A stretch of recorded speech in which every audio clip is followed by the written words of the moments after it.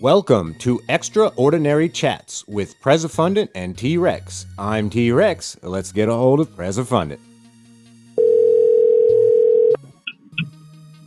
Hello, how are you? Pretty good. How about yourself? Hello? Oh, sorry. That was I'm all right. Sorry about the little kerfuffle there. So, what's the new news? Are you the new news? Yeah, is there any new news for anybody? Well, shit, man. Where did we leave off? Like, I just did my last protest. Did you?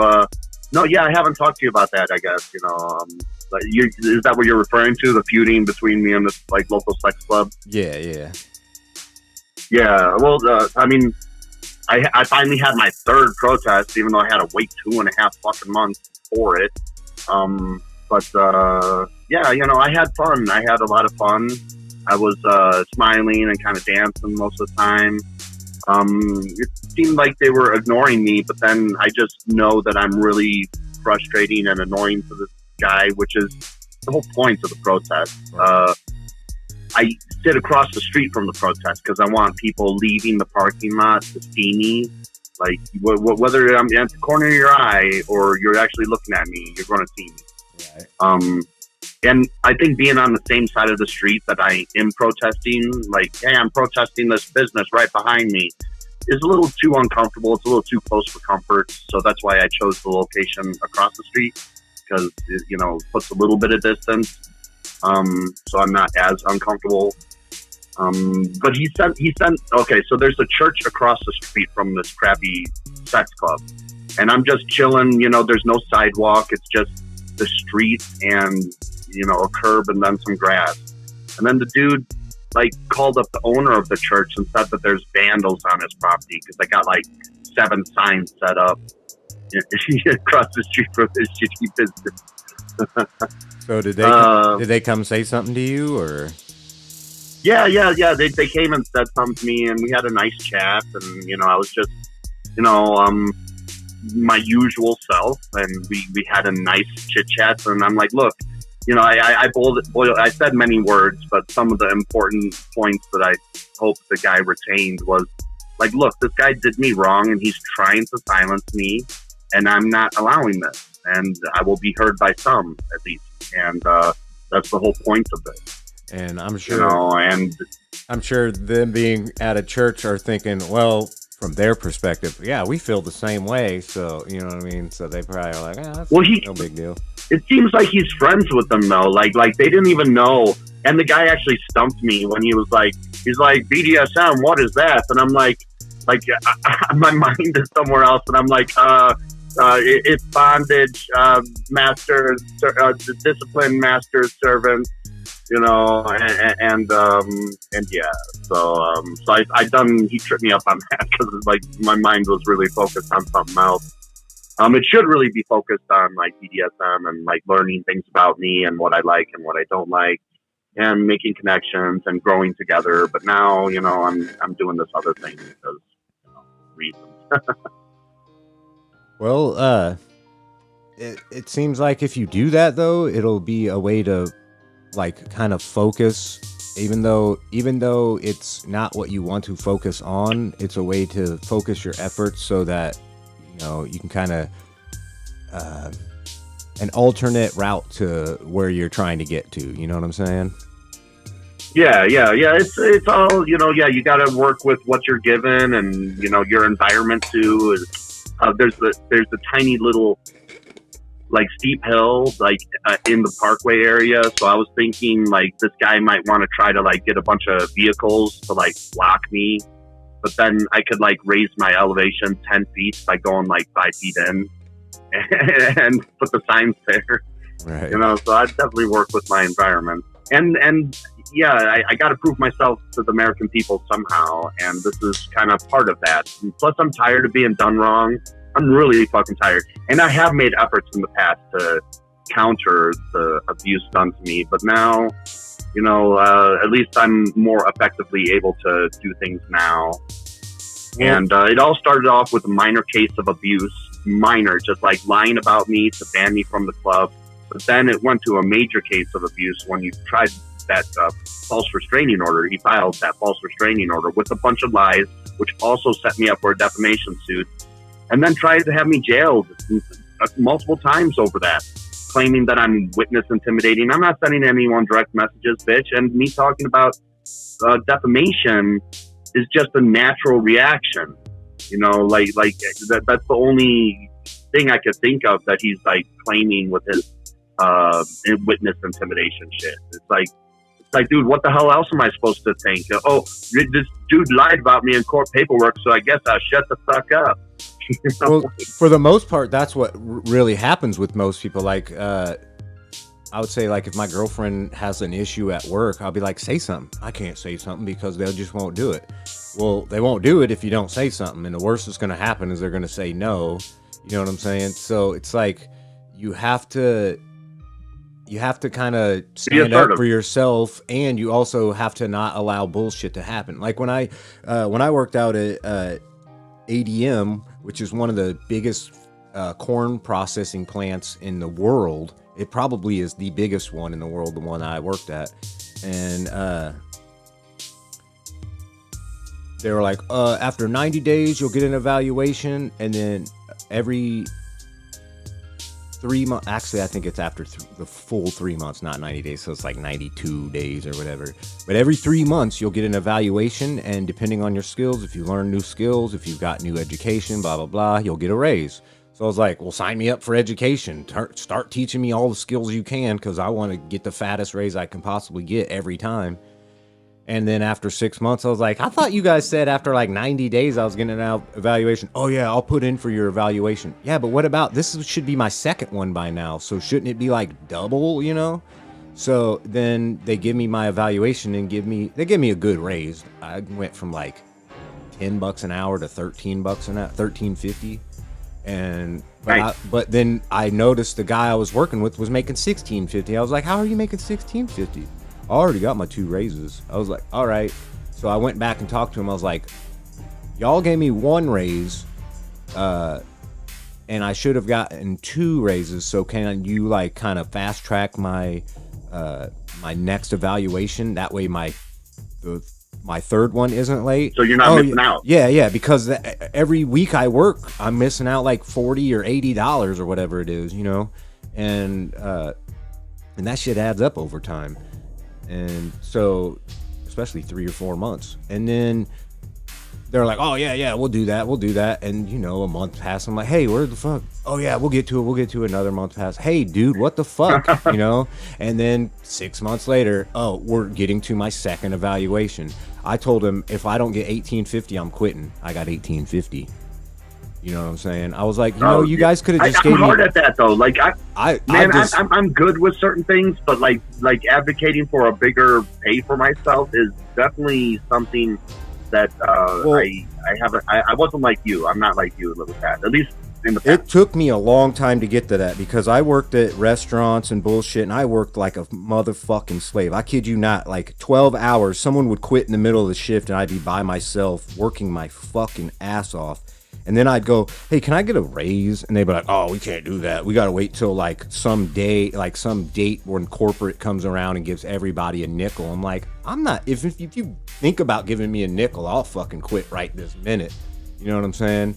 I want, something. And that was the time when that last time I was like, you know what? Fuck you guys. I'm out of here, because if you can't see the worth that I have or the value that I put toward this place, then you don't fucking deserve me. I was fucking doing Saturday nights and Sunday mornings, like just straight through. I would work from 4 p.m. to almost 4 p.m. Usually I got off around 3.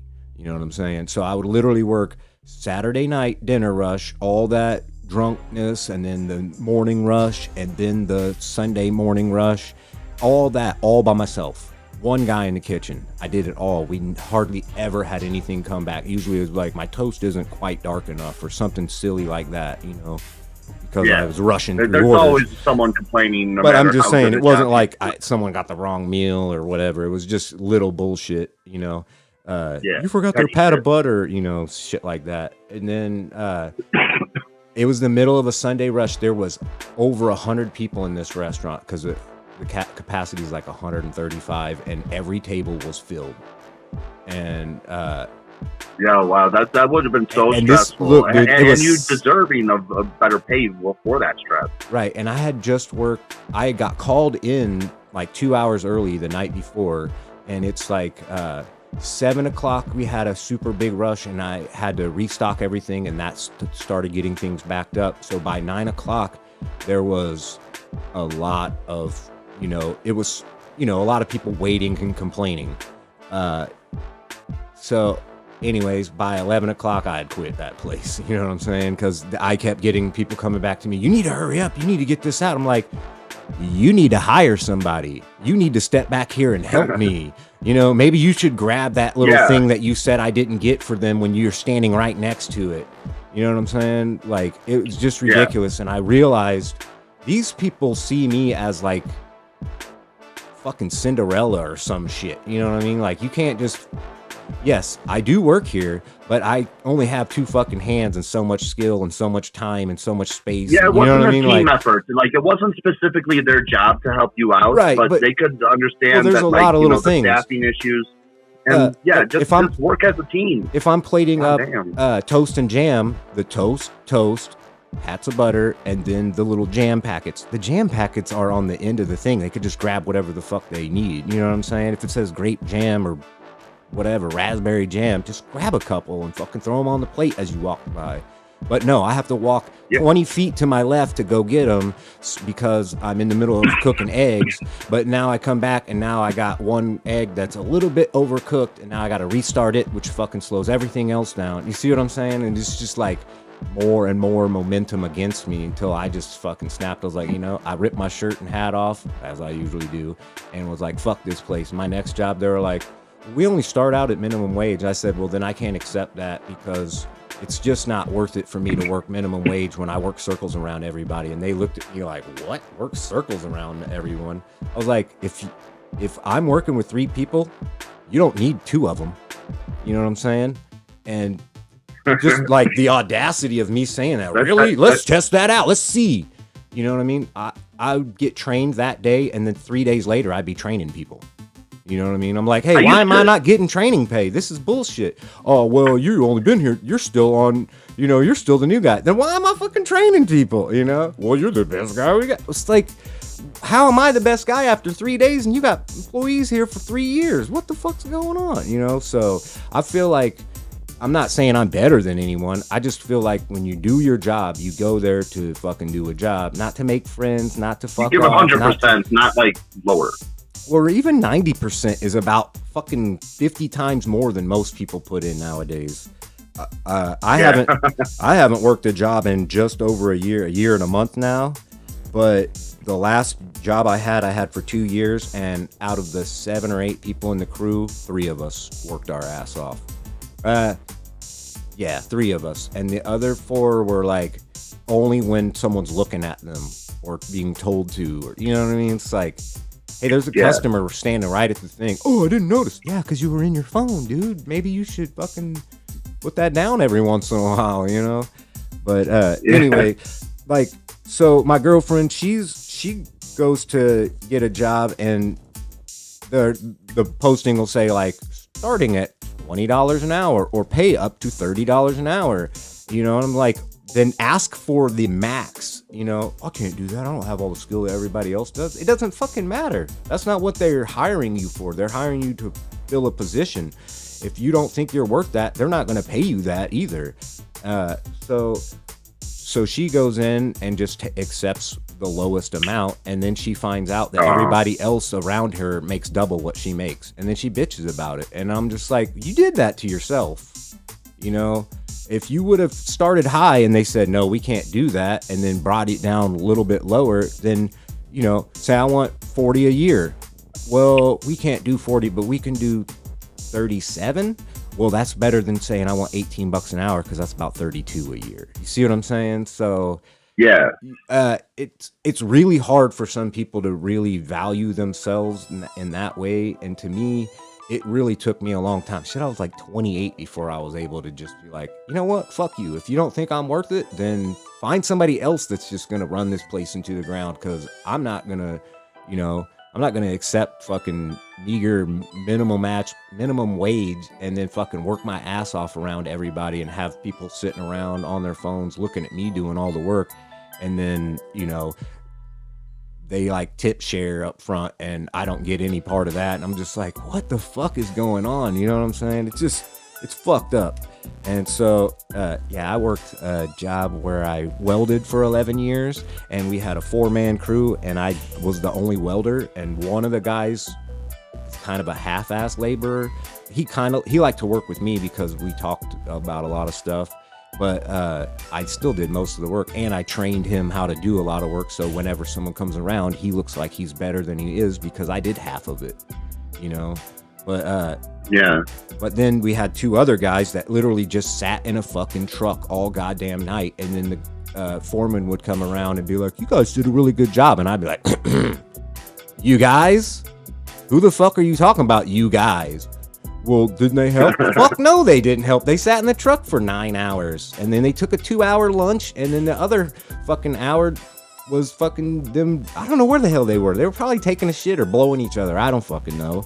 You know what I'm saying? And then, you know, you'd get those guys. Well, if he thinks I'm not going to do anything, I'm really not going to do anything. Oh, yeah, and that changes anything, motherfucker. You know, so whatever. But, yeah. And I'm not saying that. I had jobs where I worked hard like that and everything. I just, you know, I'll get into it later. Sorry, what were you going to go? I was just saying, like, I know there's people out there that work harder than me and have more skills and more, you know, shit than me. And I look up to those guys and I want to be on their level. And that's why I did what I did. But then when I get compared to someone that's not up to my level, it really fucking pisses me off. Like this one job, there was a guy, he was a decent guy, but he was a suck-up. And that's one thing I just cannot fucking do. I can't brown nose. I can't suck up. If I'm not in a good mood, I'm not going to be overly smiley. I'll smile if you crack a joke. You know, if you're, you know, say hi and you're all bubbly to me, I'm going to smile back, but I'm not like a guy that walks around with an automatic smile or whatever.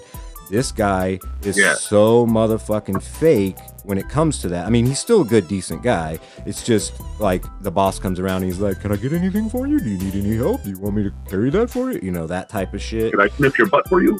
But when it comes to doing the work, he's not good at it. He's scatterbrained and he's just not efficient. He's all over the place and he's not a very good employee. Raises come around and he's like, dude, I got a 25-cent raise. And I look at my raise and I walk into the office and said, if you don't fucking give me $1 raise right now, I am out of this bitch. Well, I can't do that. I said, then why'd you give me a fucking nickel?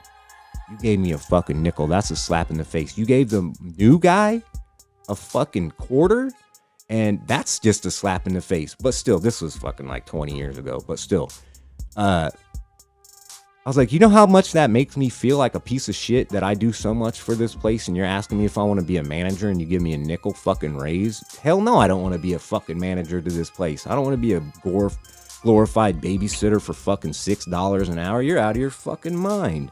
Give me $7 and I'll fucking think about coming back tomorrow. You know what I'm saying? And I fucking left. Yeah. And I got a call as soon as I got home. The phone was ringing like as I walked in the door.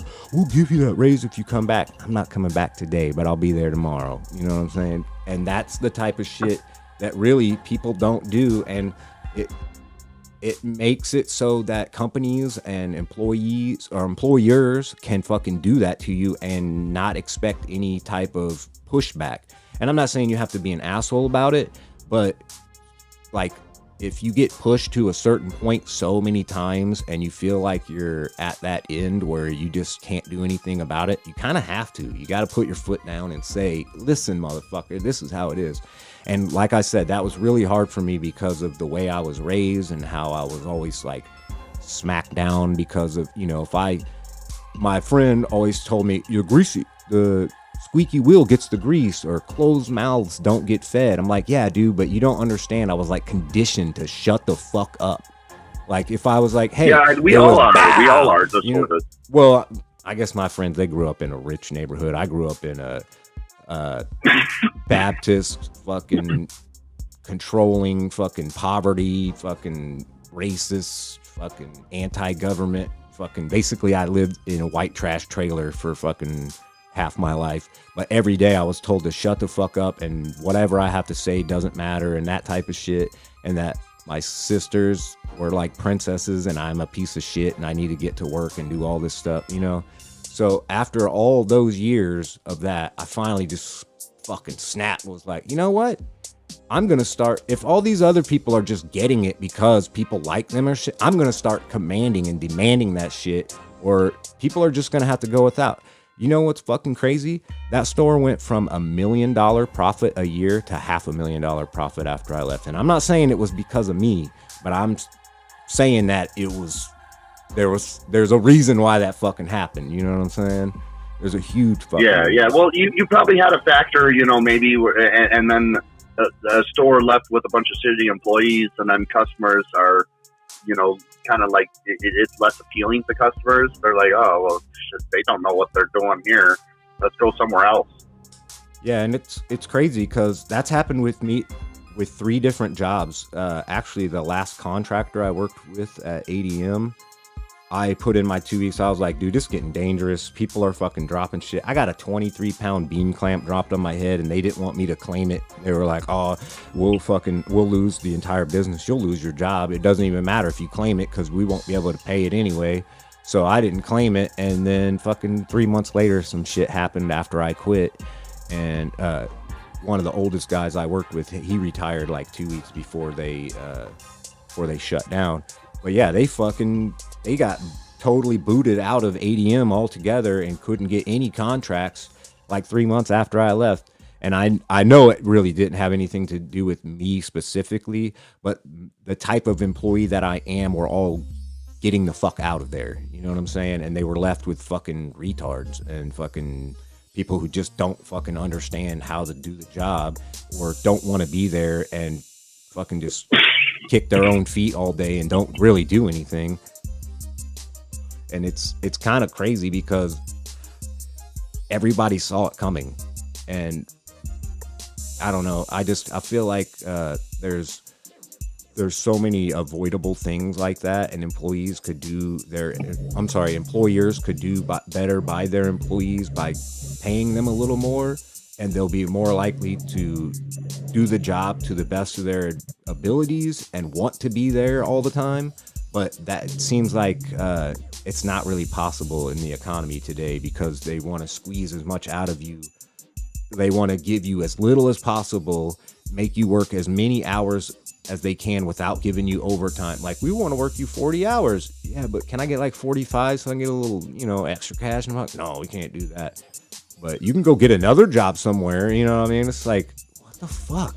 And then, like I said, you ask for a raise and they fucking string you along until you just quit. And it's like, oh, well, basically what they're doing is they'll just hire someone new at a fucking cheaper rate and they're still going to make their same profits. You know what I'm saying? And it's stupid. You know, that what's that? That should be codified in law, like giving them a tax break for, like, you get a bigger tax break if you had a bunch of employees working overtime, and kind of have the incentive there to give people overtime. Well, because that was my parents' generation, our parents' generation, and their parents' generation. It's not that I wanted overtime. It's just that if I'm going to be making minimum wage and working 40 hours, you might as well give me an extra 8 hours so I can at least get a decent check. But if they paid me a little better, I wouldn't want overtime. You know what I'm saying? Like my one job, I was making damn near $30 an hour, except for it was mandatory overtime, and it was 13 days on, 1 day off. And that shit was so exhausting. After like 2 years, I was just fucking completely done with it. And there was people who quit after like 2 weeks of that shit. 2 months of that shit. I'm like, I've been doing this shit for 2 years. I've been in this fucking refinery area, and specifically the reactors, for 2 fucking years. And it's just, it's like overwhelming. You know what I'm saying? Like 13 Yeah. days on, 13 days for 16 hours a day, 13 days in a row, and then 1 day off. That 1 day, It's like beyond overwhelming. yeah, that 1 day, you don't have enough time to catch up on all your bills and all your errands. And like, thankfully, my girlfriend does all that stuff. I mean, other than like my phone and car and shit, but like all the main bills are all in her name, so I can just write her a check or give her half and whatever, you know. And then that's taken care of. But if I was a single guy at the time, I would have fucking probably lost half my shit just because of trying to fucking deal with my life outside of work. And I was telling him, I was like, what about guys who got to go to the bank or pick up their fucking kids, or, you know what I'm saying? Like, what the fuck? Like, a single dad could never fucking work at the place that I worked at. Not in a fucking million years. Never. And it was like, they expected you to do so much more for them than they would do for you. Oh, we give you $23 an hour. Yeah, but I got to buy like 2 pairs of jeans a month, a pair of boots every 3 months, which are usually over $100 if you don't want them to fall apart in a month. I'm spending all that extra money you think you're giving me. I'm spending it just to fucking work, you know? And then they would take away the consumables. They would give us 1 wire brush. All the welders would get a wire brush, and the fitters and welders would get a pair of leather gloves, and the welders would get 1 pair of welding gloves a month. And that, we could stretch that out and make it work, and they took that all away. Well, those fucking gloves, the welding gloves, are $45. The regular gloves are anywhere from $15 to $25, depending on what size and the material, if it's deer skin or pig or goat or cow. And why, like, is there, like, are you familiar with, like, writing off that shit on taxes? Yeah, but see, if it wasn't over $500 a year, it didn't matter. But so really, yeah, so you needed to accumulate more than $500 right, for you to even be able to write it off. Right. So it's like, oh well, I only got to $430 worth of boots and jeans this year and shit. You know what I'm saying? So it's, yeah, that's fucked up. You know, that they should allow under 500. They're probably like, well, it's too petty, whatever. It's just, you know, 500. You know, but 500 can make or break a lot of people, or make people like, look. You know what's crazy? If you're about out that? at 430. I'm sure life would have been a little, just slightly nicer had you had that 430 Fuck, back. that's almost a whole week's check back then. And you know, raising a family and paying bills, that's fucking part of it. Yeah, you could have taken the kids out to eat or something, you know, something. Buy them a toy, buy yourself a toy, buy the wife a toy, you know, like whatever. Well, kind of what I was getting at is, so if I was spending that much money on, you know, just going to work, the little, you know, dollar raise here and there, it didn't really fucking make up for it, because firstly, inflation, you know what I'm saying? Gallon of milk went from $2 to $3.50 over like a couple years. So that's like 80% more than it was. No, it's like almost 40 or 50% more. Wait, no, $2. It's like 75% more, I guess. But still, I'm not getting 75% more in a check, you know? So I could totally I can totally understand. Sorry, I was just saying, I could totally understand why people are bitching about, you know, not making the money they deserve, or not being able to pay the bills that they have, or, you know, feeling like upside down because of their fucking shit, you know? Shit's just falling apart. Yeah, you know, shit. I'm having a ADHD moment right now. Well, I threw a lot of information out there. Anyway, like, another point would be is, if people in general worked a little, like, just put in just a little bit more effort, because this is the thing. They said, well, if I put in effort, I'm still going to get the same payment. You know, I'm still going to get the same paycheck. Well, you're probably right. But if everybody worked a little bit harder, then when it came around to it, and you say, hey, we deserve a raise, they can't say, no, you don't. You know what I'm saying? But if you're gonna half-ass everything, sadly they probably can. Well, you know, I know they can, argument. but what they're gonna say is no. But what I'm saying is, if you're putting in that effort, and every time they look over, you're cleaning something, you're picking something up, you're carrying something to the back, you know, you're interacting with a customer and making them happy, doing whatever it takes to do that job. They're, you know, in general, an employee or employer, man, I keep saying that, an employer is going to notice and say, hey, that guy's or that woman is doing a great job, you know, but that doesn't mean they're going to reward you for it. They're just going to notice it. But if you're doing a bad job, they're going to notice it and they're going to say something about it. You know what I'm saying? But if everybody's doing a great job, they're not going to be able to say shit about anybody. And then when you all go, hey, we all deserve raises, they have literally nothing to fucking argue other than saying no.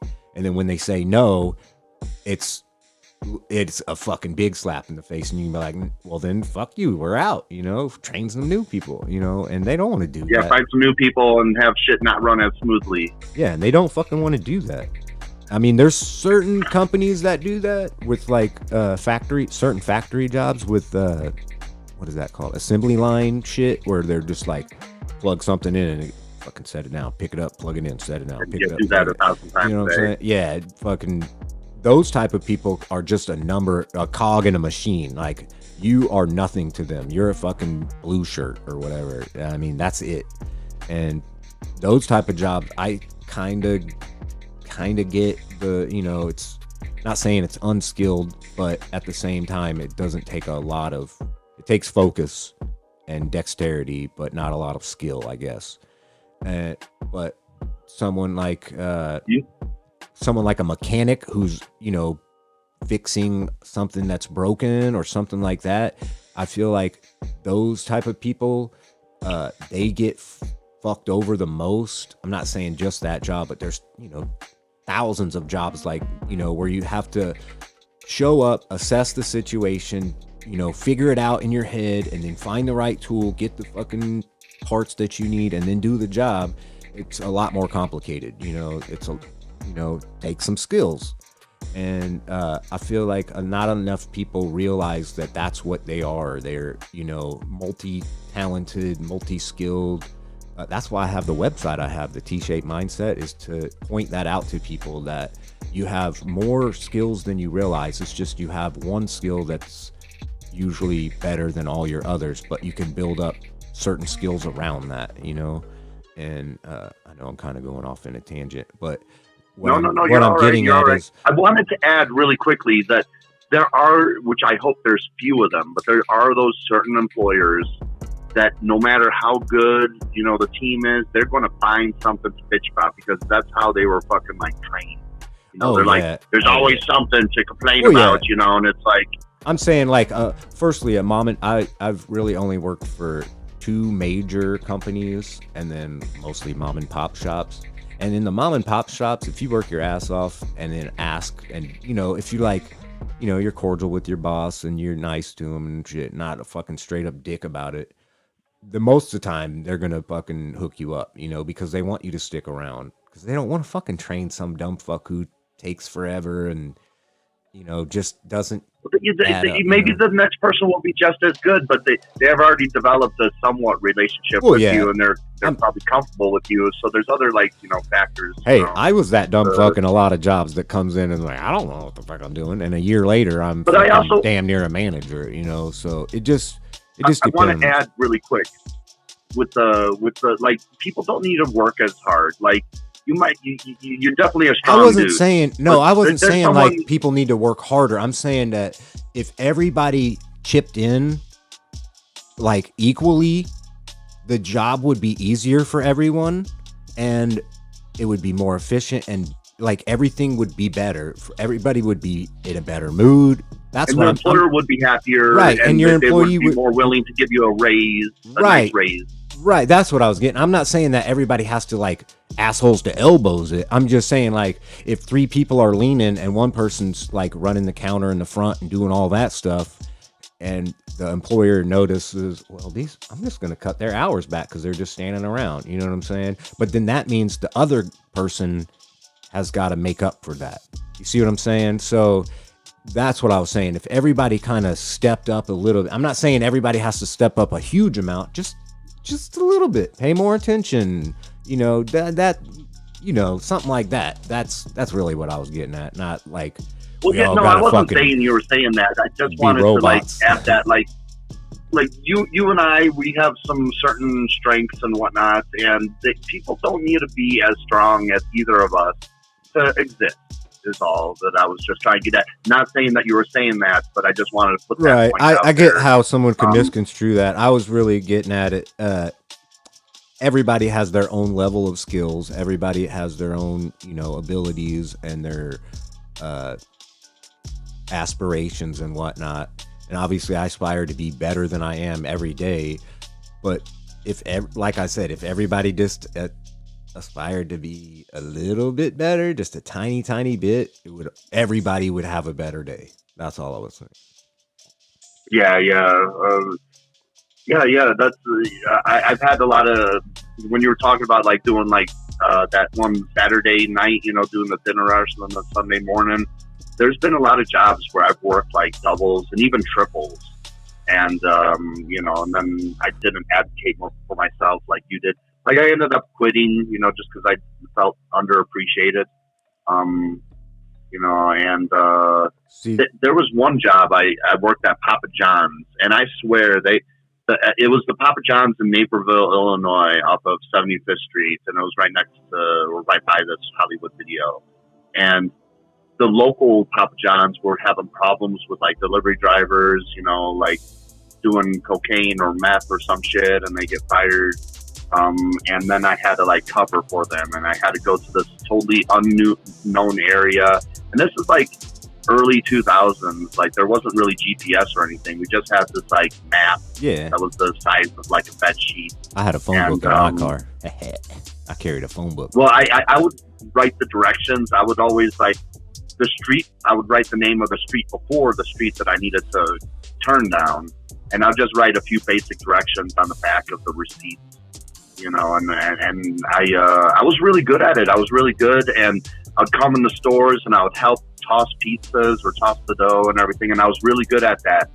And then when I was going through all this trauma, and like before I got the taxi driving job, I actually like applied. And to step it back just really quick, I must have worked like a dozen stores within like a couple of years. Even that store in Naperville, Illinois, I like kind of like did like an interview, and then I drive around with one of the drivers to just like, hey, here's how I do it.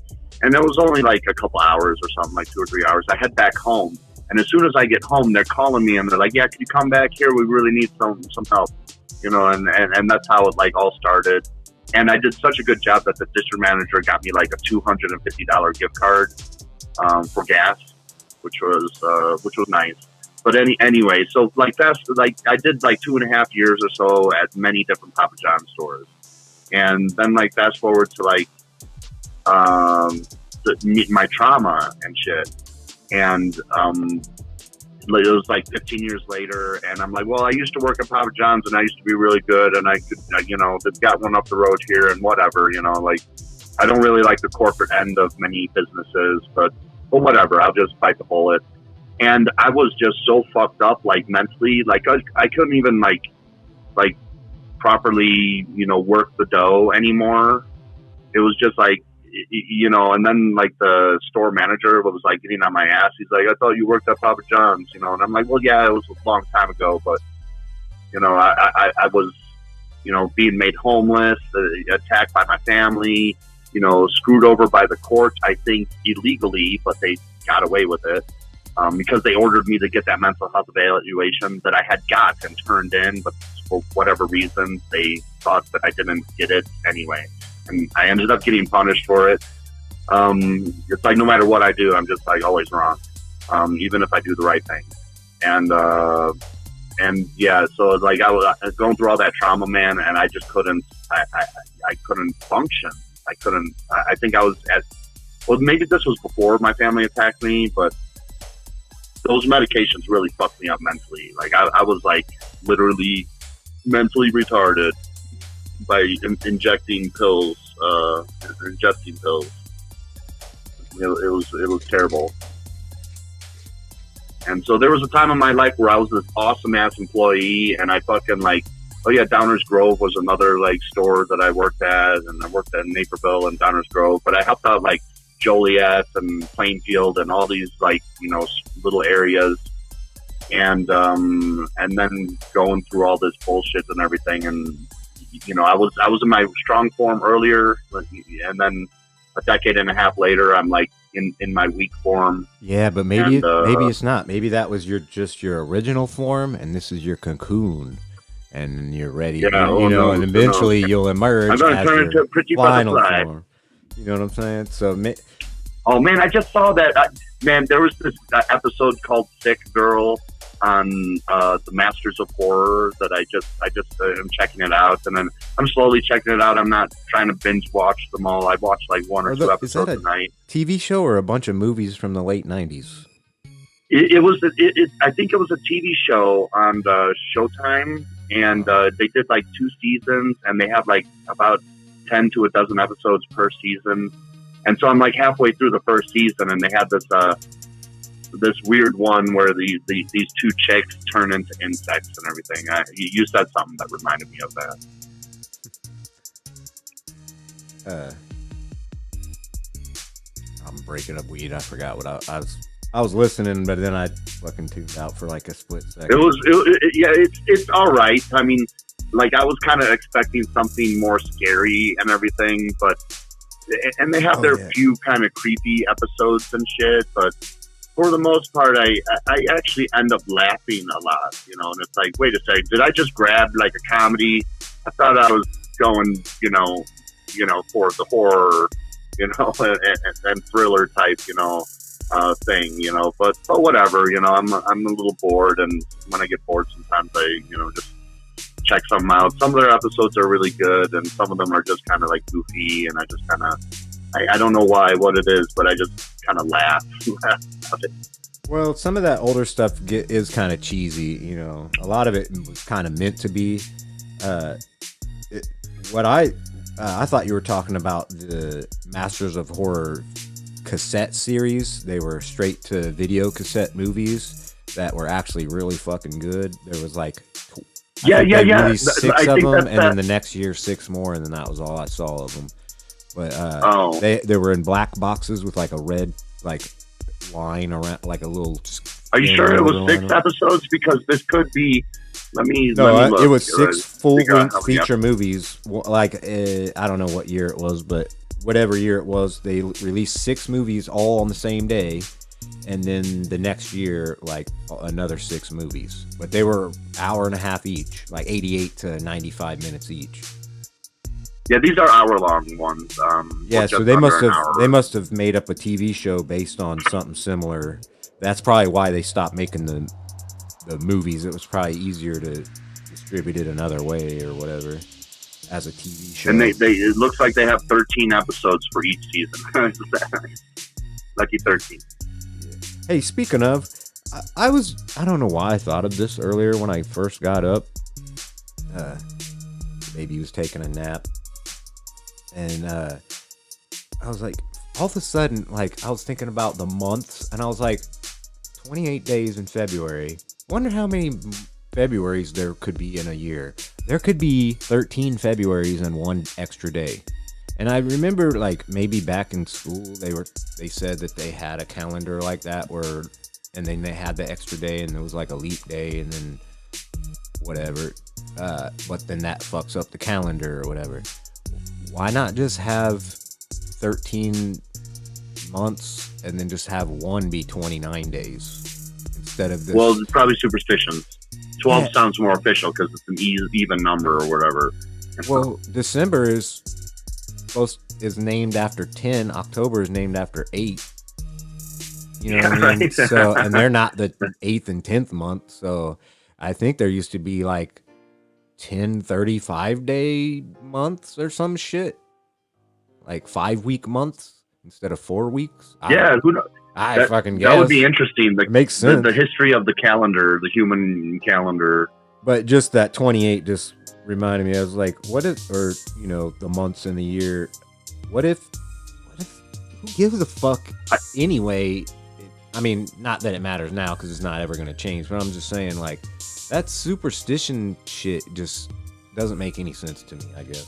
It's just, why does it matter? Yeah, that 2012 shit. Like, the Mayan calendar ends in the year 2012, and it's like, yeah bitch, our fucking calendar ends on December 31st.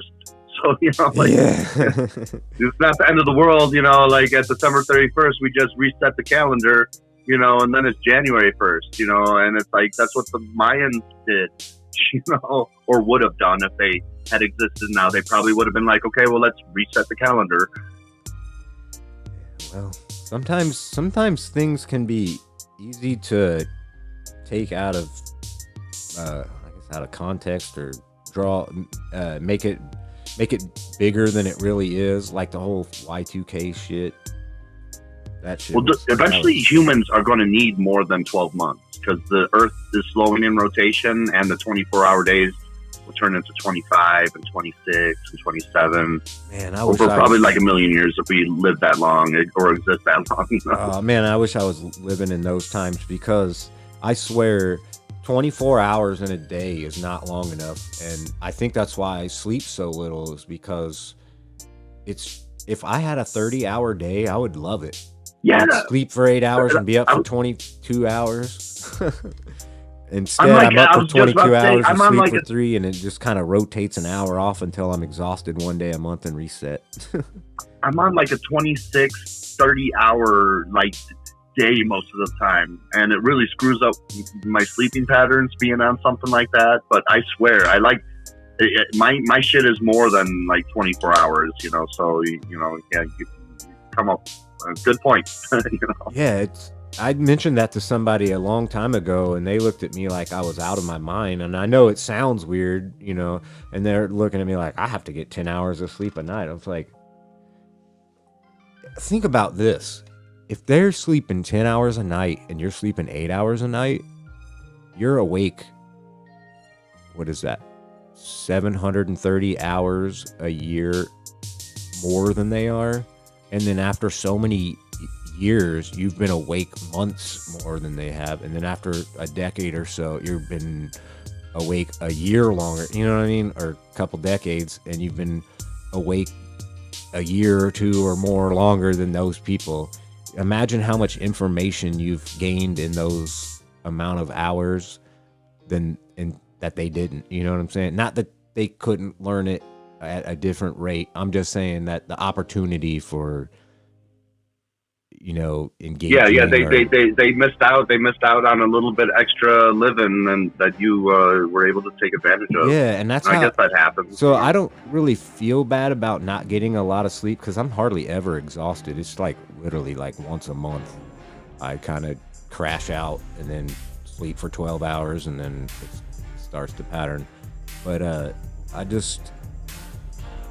I get how, you know, most people can sleep 8 hours a night or whatever, but like I made a calculation. I don't know where, I'm sure I tweeted it or whatever, and I literally went through and did the math on if I only sleep 6 hours a night and everybody else sleeps 8, that by the time I'm 43, I think I've been awake 2.5 years longer or something like that. So it's like I'm 45 and a half.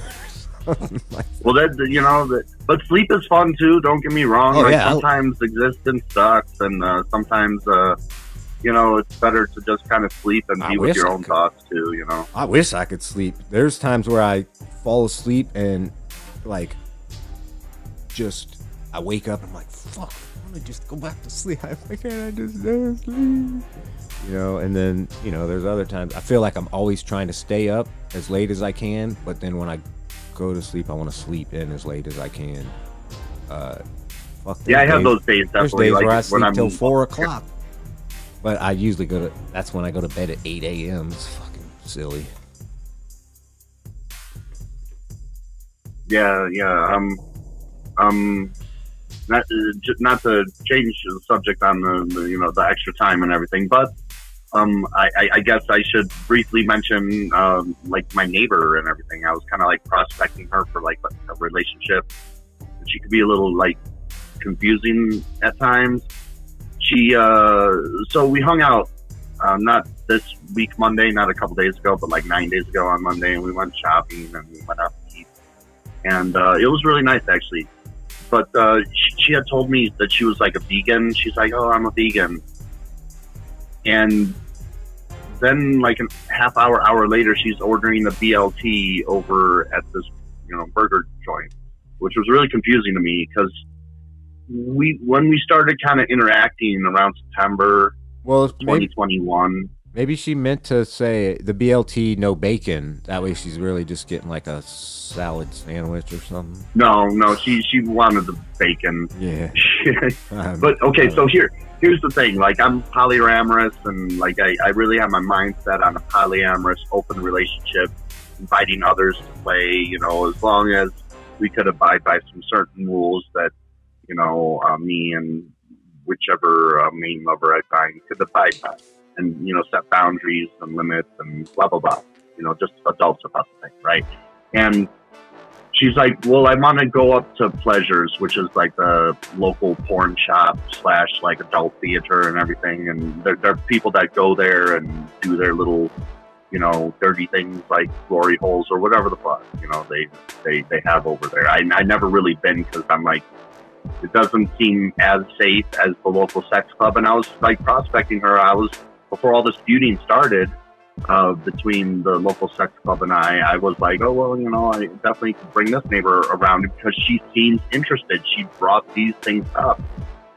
And then she fast forward to about like a month ago, and then like she invites some dude from Florida up. She ends up giving him like $500 so he can make the trip. And then like, he's an abusive asshole is what I thought, because there was just certain things about him. Like he pay her $40 back out of that $500 that she gave him. And then he would start like an argument and blame her for something, and then take the $40 back and like blame her for it. And then he ended up like bringing a couple chicks over, which I don't know. I mean, I really suck at picking up chicks, but I guess some people are really good at it. And he brought a couple chicks over without even like asking her permission, because she talks about playing with others too. So but then she flip flops on it. She's like, I want this, and then I don't want this, and it's really confusing, and it can be really scary at times too. Well, maybe she just wants to be a part of the selection process or something. I mean, I don't know on that part. I don't know what's going through her head. I think she's very confused, and she doesn't know quite exactly what she wants.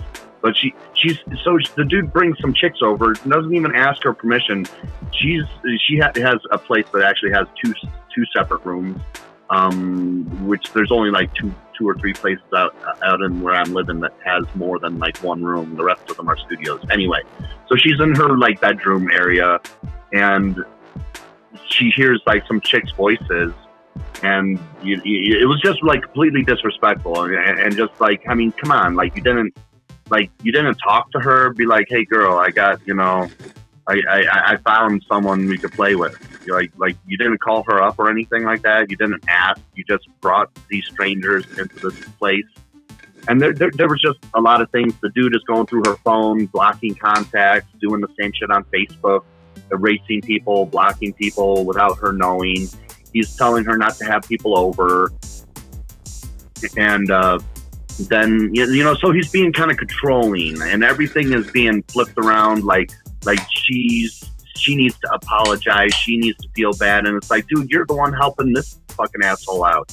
And it all sort of culminated in January sometime, maybe like mid-January or a little before. But anyway, and the dude, they got in a fight, and the dude's been like kind of like living with her, and he's like, well, I'm going to get you in trouble with your landlord, and I'm like, whoa, he's living there or some shit. Yeah, exactly. And then he threatened to call the cops on her and shit, which is another like severe thing. It's like, oh my god, like why would you be calling the cops on somebody that's helping you out? Why don't? Because he knows that makes her afraid of him and what he's capable of doing, so that she won't react. My mom went through that shit with my stepdad. It's fucking sickening behavior.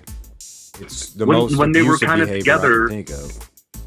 Sorry. When they were sort of together, the dude would like be out most of the time, like probably at some other chick's house because this dude is like a player. Yeah, right? I had a friend like you that. know, yeah, even on his birthday, he didn't show up to 11 p.m. at night, to hang out with supposedly his main and only woman.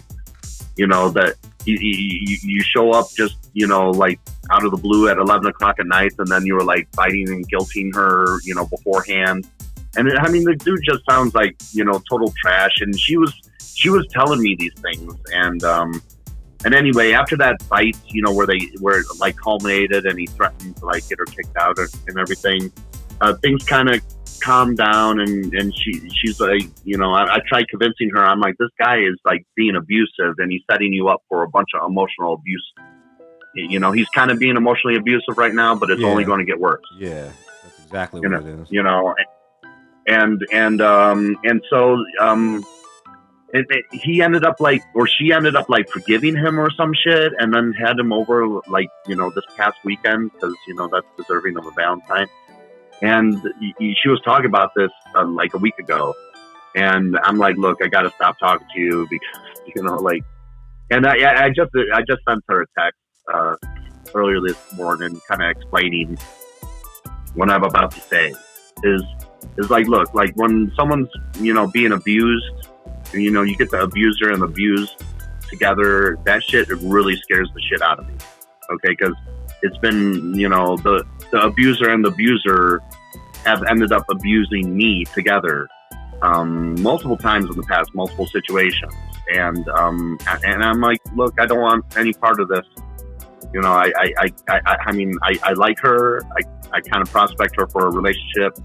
She has mental health issues too, but all because, and that's another, like I told her, I'm like, all because I told her, like, when I didn't explain why I stopped talking to her, but I said, you do have mental health issues, yes, and you can be wrong about shit, yes, but that doesn't mean you're wrong all the time. I just thought you should know that. Is exactly what I said to her. Right. Because she thinks that she's like wrong all the time, and it's like, no, you can be wrong. Don't get me wrong, but like she would come over to my apartment. When you type in, I don't know if you know, when you type in the wrong PIN on your phone, the phone would lock and tell you to call your carrier to get a PIN from them. Huh.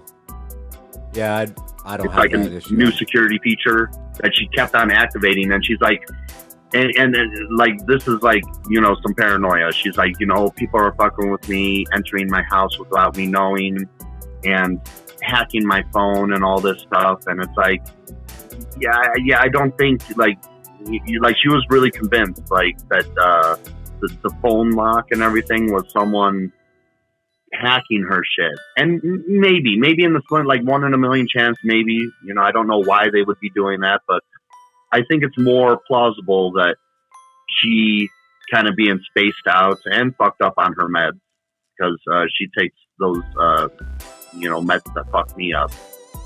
She just didn't realize that she typed in the wrong thing a few times, and then I think it's like 5 or 6 activated times. the security herself. Yeah, mine. She activated the security herself. Mine is set up so that if someone puts it in 10 times, it fucking locks the phone out and basically bricks the phone.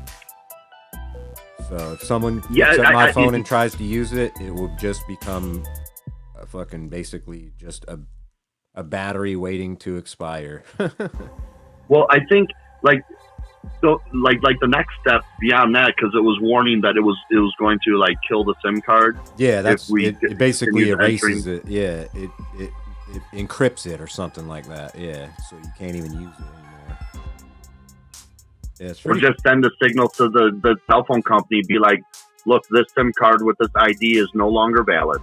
Well, I think it's something like that. It's like a digital address block type of thing.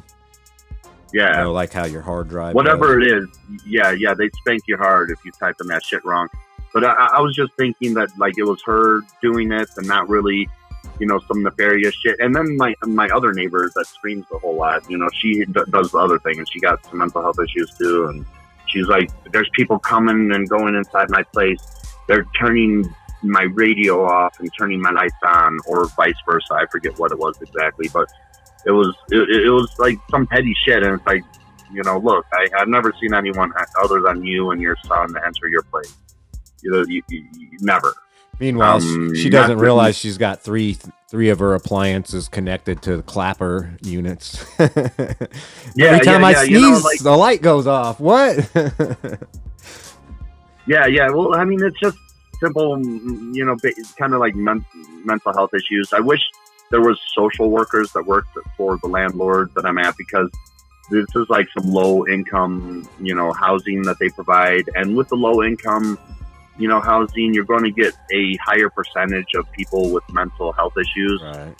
And, you should accommodate that, as a landlord, have someone kind of, this other chick that I was prospecting for a relationship, she has a hard time paying her bills sometimes. And it's like, can't you just like have someone come out here once a month and hang out with her for an hour and try to figure this shit out, with her, and just work with her? Yeah, because most of that stuff, I don't know if she's got a debit card or how she pays her bills or whatnot, but a lot of that stuff can be done online now, even like your general utilities and whatnot. So. Well, they have a link to the Rent Cafe, and that's how I've been paying my bills. And some people are like, "Yeah, I don't trust that," and it's like, "Well, what don't you trust about it?" It's like I use my bank card, and it withdraws the money, and there's no extra fees or anything that I need to pay. Yeah, and there's a huge like digital paper trail. Long as I could call up the bank and be like, "Hey, this is wrong." Or right, exactly. Like as long as your bank is legit and all that, and they have that, protection or whatever, fraud protection, whatnot. There's probably not an issue. Or a lot of people can set up their phones so they get an email whenever somebody, if no matter what, if you use the card, you get a text message. Hey, your card was used at this place for this amount or something like that. A lot of places. Yeah, I get emails. I get email updates like any purchase more than $10 or $15 or something, right. and it's like, it sends me an alert. It sends me an alert when I withdraw like money from the ATM. And but I got to get me a new bank one of these days too, because my bank is kind of like where you live, and that's like it's like the closest bank location is like 1,500 miles or some shit like that from where I'm at. Yeah, you're I need where's my closest bank? Yeah, fucking 5 states. Yeah, away. So I got the direct deposit with the Social Security, and I just kind of spend the money that way. But I really got to find a bank or a credit union that's much closer that I could actually interact with, just from time to time. I can't even because I live in another state now I can't even open up a savings account. I need to go back to Illinois and probably provide them with an Illinois address or something to be like, yeah, could I now open up a savings, so I could set some money aside, whether it's $20 or $100, it'd just be nice to have that separate account instead of having everything in one, because when you just have all your eggs in one basket, it's a little easier to use them, Right. I'm not exactly sure which company or corporation is or whatever that does it, but you can get an online savings account somehow. I'm sure if you looked it up, Google that. Yeah, I never I was just always had the mindset of going to a bank out here, but then, well, I mean, it would be it would be like Chase or First Bank or whatever the fuck. It's a big bank. I can't remember what it is though. I don't know. I used to have a Chase account. I don't know if I want to go there again. I'm not saying that's what it was. I saw a commercial that was if you have these, it just listed a bunch of issues. If you need to get banking without, you're not close to the bank that you normally use, you can go through us or whatever, get it through online somehow. Yeah, I don't have it. So. Yeah, well, I need to get my ass a job too, and I'm kind of looking forward to the move here. And speaking of which, I was a little concerned today because I went a week and a half ago to sign the paperwork, and they're like, all right, we're going to send this off to the housing authority. So then last night I emailed the housing authority, and I'm like, yeah, just wondering where it is in the process, because things are getting kind of close towards the end of the month. I just signed something that I'll be out on the 19th. Even though my landlord was like, yeah, you can stay longer, don't worry, you'll be able to complete the transfer without ending up homeless. And, but I'm just not that trusting of a person. And then around the same time, like the same day I was going in to sign the paperwork, I had my buddy Brian over that, he's one of my homeless friends. And, he carts around like a cart of property on like one of those furniture carts. And he has too much shit with him, first of all, like, and anyway, like, it was a really cold day, and I normally don't let people crash the night, but I let him crash the night, and he just kind of kept his property outside of my door, because these are kind of like motel, like, style. We have, like, there's no main hallway to the doors here. You just, like, walk straight up to the unit. Anyway. And then like the maintenance guy came by and was like, you can't have this here. And I'm like, oh yeah, sorry, my buddy crashed the night. And he's like, that's in a violation of your lease. And I'm like, man, we're allowed, like I didn't say anything, but I was thinking, I'm like, we're allowed 14 guests overnight within a 6-month period. Which is stupid, by the way. It should be at least 26. Like I should be legally allowed to have one fucking person once a week to spend the night here with me. Yeah, not that they're living here. What was that? I was gonna say I don't see a reason why that's an issue, but whatever. I think that's to prevent people from living with you for free or some shit. But well, they do have problems here. Like there's one dude that like he's been having someone live with him for like 400 days or something. It's like crazy. And there's not to say like, oh, there's other residents here that do way worse than me, so I can't do any wrong. That's not to say that either. It's just like look, it was cold, and my buddy is homeless. At this time last year during that crazy Arctic storm that came down that fucked Texas December up, through February. I can see that, but he ended up like getting frostbite and losing like his toes and everything, and so I kind of feel really bad for him when it gets super cold out there, and it kind of turns into a life or death situation, and it's like, dude, and this particular friend of mine, he's the worst thing about him is that he just doesn't keep good hygiene, which irritates the fuck out of me. I'm like a germaphobe, and like his smell literally makes my throat sore and gives me a headache. And the longer he lingers around me, it's just worse and worse. And I've like offered him my shower. Other homeless people use my shower on a somewhat regular basis, but never this dude. And it's like, well, what the fuck, man? Just be like, hey, dude, if you want to hang out, you gotta take a shower first. Sorry. If not, if you can't handle that. Well, I told him that. I'm like, when I get this new place and I have carpet and everything, because the carpet is going to absorb smell, and I'm like, dude, you got to keep good hygiene if you're going to hang out with me at this new place. Otherwise, I'm not going to have you around. Right. And it's not because I don't like you. It's just the smell that emanates from you is the most frustrating thing. It's not really asking a lot, especially if you're offering the amenities.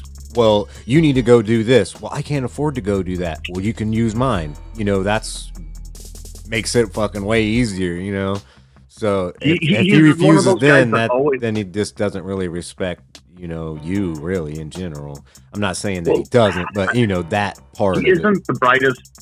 He isn't the sharpest tool in the shed. I often refer to him as my black Forrest Gump friend, and he's very well-meaning. At least the vibe I get from him. But he's also he's not the brightest cat. Like I had this trailer, this little like tow-long trailer that was just as long as my van, probably like 17, 18 feet. But it was a little wider and taller, so you could, I stand straight up and he wanted to like get like a bicycle for that. And it's like, okay, dude, like this is like a couple tons. And you may be able to actually tow this on a flat surface somewhere, but as soon as you hit a hill, you're either not going to be able to stop, or you're not even going to be able to go up it. Like, what the fuck are you thinking, dude? Yeah. I mean, maybe he just wasn't thinking about it. There, some people get wild ideas, and but then again, everybody's got their intelligence level. I guess just like my neighbor that I was prospecting for a relationship, and she like flip flops on things. She's like, want to play with others, but I don't. I'm a vegan, but give me a BLT. And that's not like, I'm having a hard time remembering other situations. She just sounds like a people pleaser. She's one thing, but then she's the opposite. And it's like, she's an enabler and a people pleaser. That's all. She just wants everyone to like her, type of person. I think she's just kind of confused. I think she's confused a lot. Like when she got a hold of meth a few months ago, and she's trying to quit, and good for her and everything. But she was out in the parking lot just confused for like 10 hours, just standing out in the parking lot. Like, I'll go outside for a cigarette, I'll see her there. And then, like a couple hours later, I'm back outside for a cigarette, and she's like in a different part of the parking lot. And maybe I ask a neighbor, I'm like, have you noticed her out here the whole time? And he's like, yeah, every time I've been out here, I've seen her. And it's like, damn, and then, like maybe some of us talk to her at that moment that she's like worried about a vehicle about to kidnap her or some shit, and it's like, well, then go back inside and try to relax. Like, don't panic is a good, is a good thing. But that meth really fucks her in the head. And yeah, it's and anyway, wild shit, man. 2 of my sisters got into meth. One of them was already basically a crackhead, and it just was like another fucking rung on the belt for drugs that she's capable of just doing at a high capacity and still being somewhat functional. But my other sister, okay, so my youngest sister, she's a hardcore drug addict, and she gave some crack to my middle sister, and she said, I knew she was instantly hooked because when she took the hit, she started to inhale, and as it went into her lungs, you could tell she was, inhaling it. She was trying to re-inhale, like without blowing the hit out first. Like she was like, you know what I mean? Like it wasn't enough fast enough, And so she was like, I knew because back when me and my youngest sister actually still talked, and then not long after that, they started getting into meth. And I actually, the last time I hung out with them, we went to a meth house where a guy was making some shit up. And I've never even tried it. I've been around it, but I've never tried it. And I was like, hey, can I just use your bong? I'm just going to smoke some weed. I had like a dime bag on me, and they were all smoking foilies of that shit. I was like, I'm going to go out on the porch and smoke a bong, and then you guys, tap on the window or holler out to me when you're done. And I ended up sleeping out in the car, so because they just stayed up. Yeah, just kind of. They literally did like, those glass pans, like 9x13 glass pan. They had one of those. It was like a 1/4 inch full, maybe a 8, not an 8. Yeah, big, the baking pan. Yeah, it's like they had like close to a 1/2 inch thick layer of that stuff in there, and they fucking smoked tons of it. And then fucking probably 40 or 50 people came through that night, and it was gone by the morning. Like by the time the sun came up, it's probably 8 o'clock, 8 o'clock. It's like, all right, we got to get the hell out of here. It's all gone. It's like, holy fuck, that was like a ton of that shit. I mean, I don't know how much it weighed or whatever, or how much people could actually do of it, but that shit went fucking. I would think that it would be fast. A little amounts for a long while. Like, oh my god, that shit should have been at They were least doing like a few days or a after week. foily after foily, like just non-stop. Oh yeah, It was crazy. Like after 5 minutes, and they had already had like 5 or 6 foilies. I was like, I'm going outside. Fuck this. The room was just disgusting. Smelled like whatever the fuck it. I don't know. It doesn't smell like. well, I'm used to plus, weed, so to they're me, it's totally talking your different. head off. What's that? They're not having a proper conversation. They're talking your head off and probably not having a proper conversation. They're like going way too fast. Oh yeah, dumping all this shit on you, yeah. like, you know, and you're like, yeah, I'm just going to go out to the car. You know?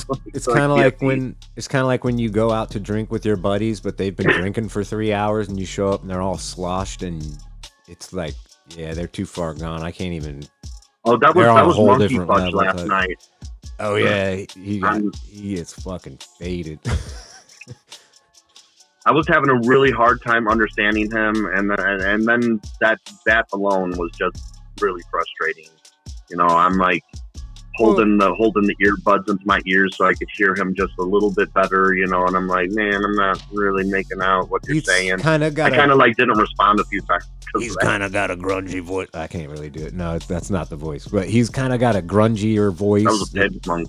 Yeah, I was trying to do something kind of like that, but I couldn't do it at lowish like him. But plus, I think a lot of it was he wasn't specifically like arguing, but he was just adding his opinion to certain thing that, you know, maybe he leans a little more right on. I mean, I'm not saying that he may be a conservative. I'm not really sure, but he's said a lot of things or tweeted a lot of things that I can agree with, and he's tweeted a lot of things where I'm like, I don't know, man. You're a good guy, but yeah. I don't think he's intentionally trying to hurt anybody. But I think he's a good dude, and he's just misled on some things. Like I think he's a little conspiratorial, but at the same time, I understand it because when like the government lies to you 1,000 times. How do you fucking know which what is what? You know what I mean? When you got some evidence that kind of could be evidence, or it could be just hearsay, or it could just be like coincidental shit, you know. But sometimes 1 and 1 equals 2, but sometimes 1 and 1 isn't quite what you think it is, you know, from the angle that you're looking at it. It might be 11 and 11, and you're just off to the side and don't realize you don't know everything about it, you know, that type of. I know that's kind of metaphorical, hypothetical, but you know. Yeah, no, I understand.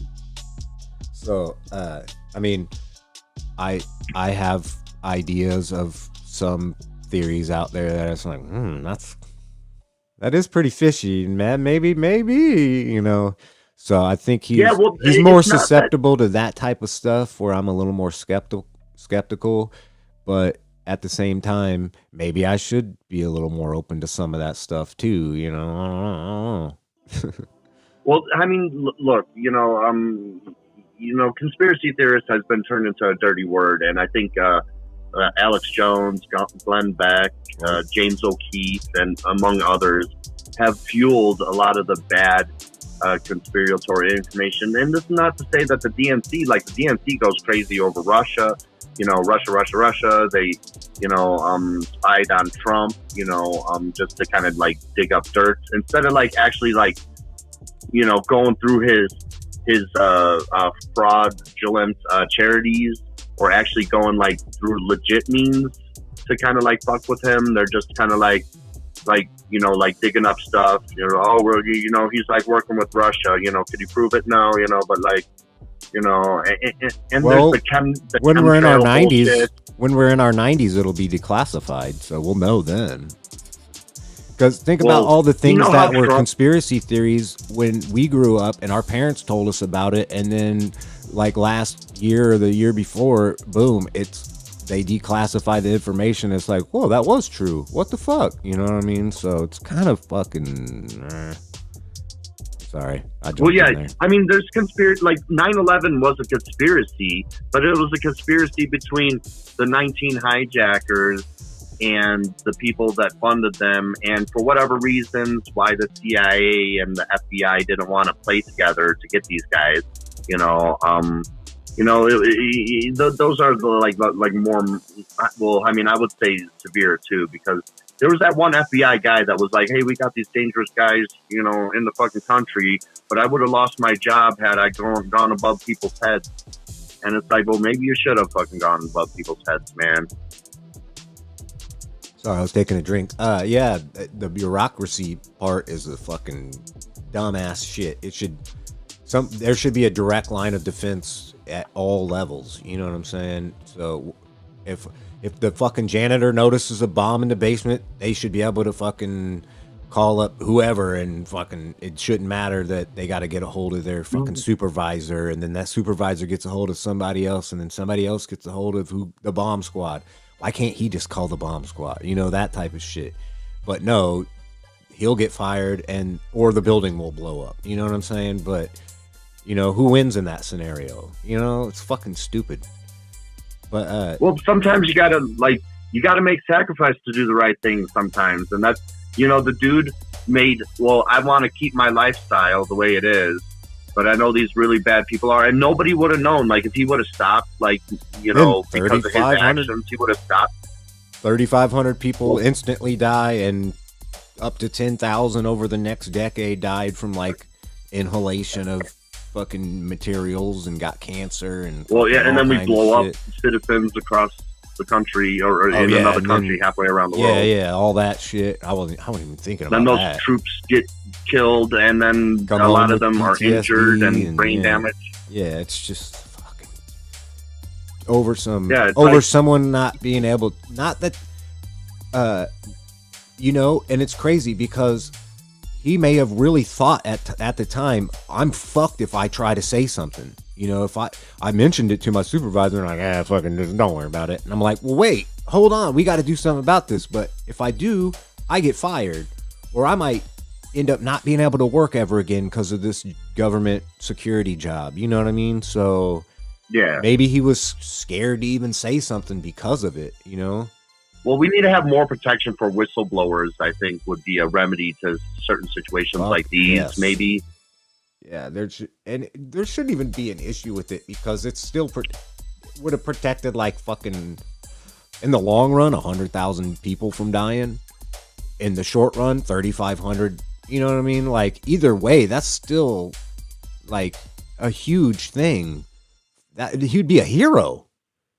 This is the guy who but nobody would know the about emails it. Or fucking noticed the phone calls, or, you know, saw the closed circuit video with a certain guy in it, and then noticed there was another guy that's known for this, and so he went and investigated, and then boom, they stopped a fucking giant plot to fucking blow up fucking downtown New York. You know, it's like, what the fuck? Yeah, but like most people wouldn't know the extent of his heroism, though, would be, you know, the thing. It's either like, way, you could save, you know, over 100,000 people and a ton of money, and you could save and do all these things. Trillions of dollars. Your recognition, you won't be recognized. Trillions. You know, is the thing. But trillions. Yeah, trillions. That's crazy. Yeah, and we just lost 100 billion, guys. It's unaccounted for. Sorry about that. It was just a little rounding error with the accountant. My bad. Yeah. And they use it as, I don't, like, it was a conspiracy mainly with those terrorists, all right, the 19 hijackers. But there was opportunists that used that for their advantage. And people, like, the conspiracy theory, you know, they're like, yeah, they wanted the towers to go down, like, Bush had connections, blah, blah, blah. You know, it's like, no, Bush did what Republicans do. And, you know, I guess Democrats, could be retaliation it could be retaliation for the previous 20 years or 13 years, 17 years, or whatever it was, of them being in their country, and of us being in their country or surrounding countries, doing what we always do and living off the fat of their land with our troops, you know, stationed, and, you know, all that shit, because of, like, the original Desert Storm and all that. I know it wasn't in the same place, but in nearby countries that were dealing with the same shit that they are, you know, they probably were like, we're not gonna fucking take it like those guys. And that's pretty much what I think happened. You know, I'm sure it's a lot more deeper than that. The CIA betrayed Bin Laden, like, back in, like, the 70s or something, with, where like, they the used to work as Mujahideen or whatever, something like that. They used to, there's probably some historian that knows way better, but like he had some beef, and it probably was some legitimate beef with America. And I'm not saying that what he did was right, but what I'm saying is, we don't fuck around with other people's business and help people like this out, so they don't even come to exist in the first fucking place, you know? Yeah, it's like Bin Laden still would have been out there, but if the CIA didn't meddle with that shit, he probably would not have had the beef that he did, and he would not have orchestrated what he did. It would have been a different future. That whole plot is too big for my fucking brain to handle. There's so much fucking information and all the shit that went on between, like, the training and all the fucking we're doing it now with Ukraine and all that shit. Yeah, it's just insane. I think we're like arming neo-Nazis over there, and maybe like, in a decade or two, some weird fucked up someone goes rogue and AWOL, and they fucking have some legitimate beef with America. They're like, you killed my family, and now I'm going to kill a lot of Americans' families. Don't let that become in the first place. Like, don't make terrorists. And I feel, in a complex, nuanced way, that we kind of made a terrorist. And we kind of shot ourselves in the foot with that, Yeah, and then we could go have handled the situation better. Then we go in and terrorize and bomb other countries that aren't even really involved in it, and they look at us like, what the fuck did we do? And then they hate us, and then we wonder why, and then we get attacked by them, and it's like, no shit, motherfucker, we started it. It's the same mindset that this abuser has, like, of me as the local sex club owner. Like, he's digging into my past, looking at like trauma and shit that I've been through, like my mom attacking me and issuing a fucking false order of protection against me, but somehow it is able to stick, and somehow I end up going to jail and having a record, and they avoid any record.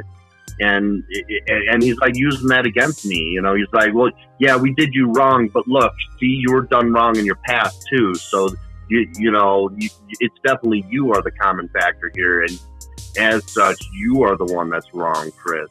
It's like some weird mental gymnastics that this fucking dude is doing. And granted, he probably didn't know the details of this. He definitely didn't know. I'm sure he probably knows the details now. But at the time that he was like filing his false restraining order that has a bunch of bullshit in it, he brought up like my mom and everything, and it's like why are you even bringing up my mom in like restraining order? Like it's just weird. It was just weird, and he took like in America, people don't have. He acts like people don't have like false records or bullshit records. Whatever's on the record is legit, and a lot of people sadly have incorrect false records. They took a deal just to get out of jail, just to get back to their family, and the shit stuck, and the shit is on their record now. Something they didn't do, but they had to make a choice whether to lose their lifestyle or have this bullshit on their record and get back to their life. And that's a very understandable, situation. And that's, pretty much what happened to me. And then he's like, I did you wrong, and you were done wrong in the past, so fuck you, or whatever. I don't know how the dude thinks, but it's like, yeah, we sort of did you wrong over there, to what you were saying. Like we meddled in your affairs, and we caused a lot of pain and suffering and death, and then you fight back, and then, oh well, how dare you fight back?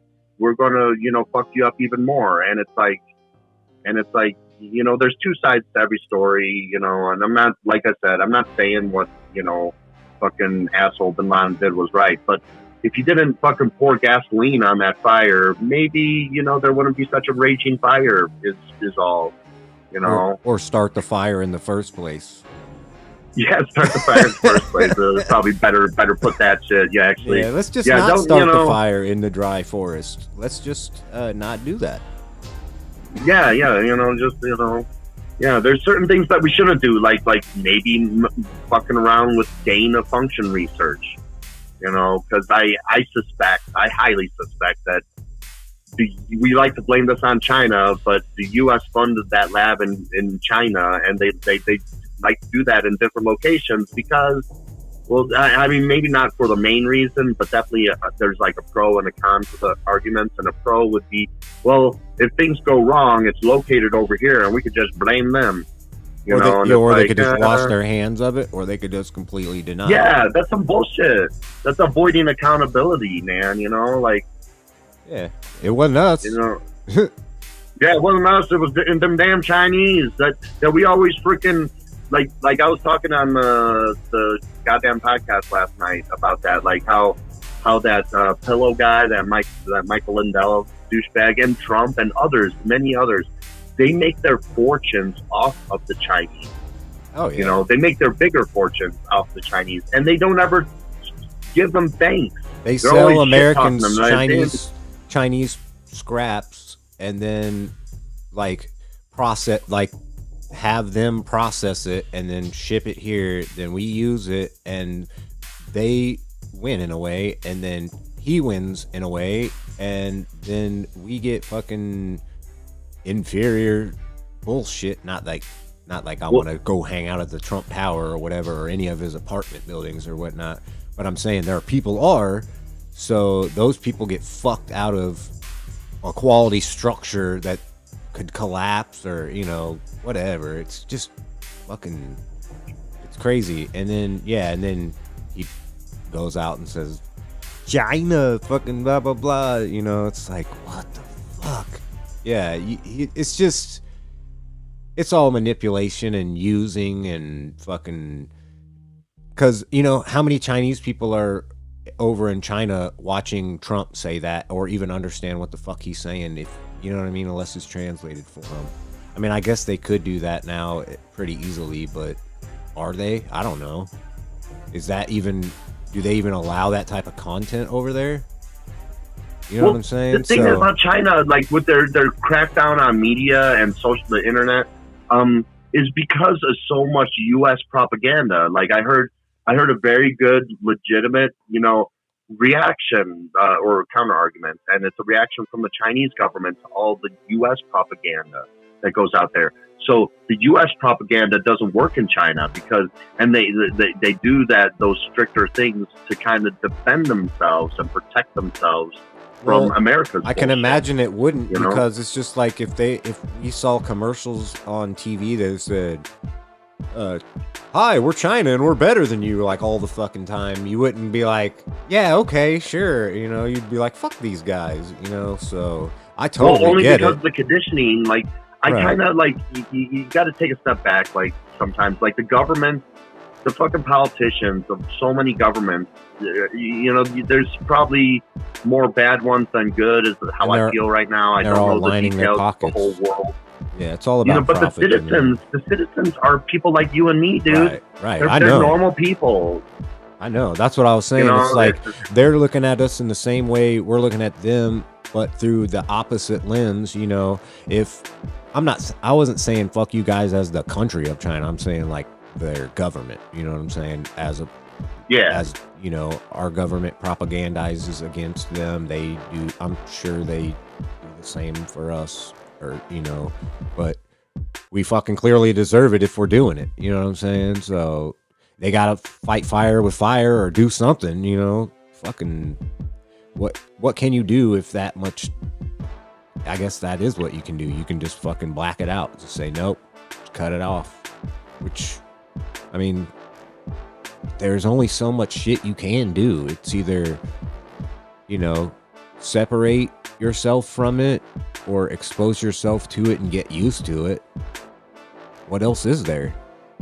Lie to yourself about it? You know, there's really nothing else. So I guess they're doing the most pragmatic thing is to just cut it off. Like, don't expose the population to the bullshit, which obviously but then they have their own media right. Bullshit, you know? I was about to say, obviously they do have their issues obviously over there, but not like we fucking don't, you know. So we can't be judging fucking somebody else for having certain issues when we have fucking similar or worse issues ourselves or more, you know. I mean, but we have the mindset like in America a lot, like Well, helping others out is giving them weapons. And I see China and Russia, and they're like, yeah, we're going to like build you like infrastructure, and they're going into these countries, and it's like, wait, you're not like supplying them with weapons, but you're actually like doing things for them. Isn't that sort of what we claimed about Iraq and Afghanistan? We're like, we're going to go in here and build these fucking things, but that never really happened. Let me play devil's advocate for just 1 second. That's how a lot of imperialism happens, though, and they're afraid of that. So I get where they could think that, because like think about like what Britain did in India. They went there and they did all this, infrastructure for certain places, and then okay, now you're under our rule. You know what I'm saying? We help you out. You scratch your back, now you scratch ours. So I think that's what they're afraid of. You know what I'm saying? And in this world today, every system can be corrupted. Yeah, in this world today, if I were running a country, I would make sure Mexico and Canada fucking love me. You know what I'm saying? They're not making fun of me on their TV all the time, because we're literally fucking all interconnected through the interstates, the trucking system, the railroad systems, and fucking the literal land is connected. And you know what I'm saying? We vacation and film and do shit throughout each of these countries, and it's like we should work together. Right. It's literally, there's only one fucking globe, and I'm not saying we have to do like the borderless thing, because that's not going to happen in our lifetimes, which I would love it to be, but it's not going to happen. But at least we could, understand that we all fucking have issues and gotta work them out. And if we all work together, maybe we know one way of doing something, and the Canadians know one way of doing something, and the Mexicans know one way of doing something. We can all work together instead of, us fighting against refugees from Mexico. It's this weird competition that we have, with other countries. And Canada shutting us out because we're like lesser educated and on average, and make less money on average, and all that type of shit. And it's like there's all these biases and whatnot toward and against each other, and it's fucking a bunch of nonsense. In defense of Canadians here, I will say that why would they want crazy mass shooting Americans? Oh yeah, I get that. I'm saying why don't? Yeah, that's what I was getting at. Is like, we could share laws, as in, why the fuck does everyone just run around with guns? Like, if you have property and you have your gun on your property, that's fine. You go hunt on your private property, or your brother-in-law's got some fucking hunting area or whatever. Cool, go ahead. You go to fucking your what the fuck, gun range. I was trying to think. I went through like 30 words before I got there. And all this stuff, that's fine. Have fucking what you want, but fucking protect those motherfuckers. They should be in a safe with a fucking trigger lock and fucking no access to children and all this other shit. But instead we get school shootings, and we get fucking, and we should have mental health checks on people who have guns or have had guns. Hey, it's just like a driver's license. Every 4 years in Illinois, at least, you have to go renew your driver's license, and if you don't renew it, then you have to go back and take the test, or your shit ain't valid anymore. You know what I'm saying? And then at certain points, you have to take the test again, because laws change, and you got to keep up to date. You at least have to do the written test, if not the driving test. And so shit like that, like the way that things evolve, we could share laws. Like, I don't know what their exact laws are, but I'm sure it's not fucking just anybody can have a gun, or maybe everybody can have a gun there. They just have more precautionary things, like you got to take classes, or you have to have a safe for it, or something like that. Whereas here, you could just fucking throw it in your drawer under your fucking pillow if you want, Yeah, I like the under the pillow one. You're going to accidentally shoot your lover in the head. I feel like I heard a story about that one time, but that's a whole nother case. But what I'm getting at is, okay, So there's certain laws that we do well, certain laws that Canada does well, and certain laws that Mexico might do well, and they're great. But there's certain things that, just kind of rub people the wrong way or fuck over general populations, or but if we could get it to be more of a similar, okay, how all these politicians are pushing now for we need to reach across the aisle. Maybe that's what we need to do. We need to fucking reach across the aisle and with our neighboring countries and fucking kind of standardize the laws. You know what I mean? Like, I'm pretty sure it's, I don't know if they are like use the term federal in Canada, but it's like legal there. Weed, cannabis is legal there, what we would call federally. And so why can't we have that? I don't think Mexico has that, but they might be talking about it or some shit like that. Well, so many people make money off the war on drugs. I mean, there's so many cops, judges, the DAs, and it's all over petty crime. And this is, the Revolutionary Blackout mentioned this one of the last times I watched them. It's been a few days. But, oh shit, I forgot the one I was saying. Shit, man. We're talking about the federal laws or whatnot. Well, I mean, so many people make so much money off of just the fucked up system as it is. And they're like, well, I don't want things to change. I like, locking up. Oh, yeah, it's why there's so many untested rape kits in, like, every fucking city and county in America. Like, because they're focusing on this other shit. Oh, yeah. Instead of... I got you. Instead of, focusing on, like, well, it was just a rape. Don't worry. And yes, the women might be lying. How easy is it to find evidence or to plant evidence when it comes to drug charges, as opposed to finding a suspect when it comes to rape charges, or even testing the victim and finding evidence in the first place? Testing is so easy nowadays. Like, companies are doing it. Like, okay, so I'm just thinking of from like the 90s where DNA shit was really hard to deal with and whatnot. Yeah, so I guess 20 nowadays, years later, 30 like years later. Yeah. Companies are collecting DNA, and we could probably subpoena, be like, look, we have this suspect, they raped someone. Here's their DNA profile. Does this match anyone in your database? And it might match your family, but not an actual member until you're in that database. But at least they know where to start looking or something. Yeah, something. Yeah, like I think that's fair. That's totally fair law enforcement investigation.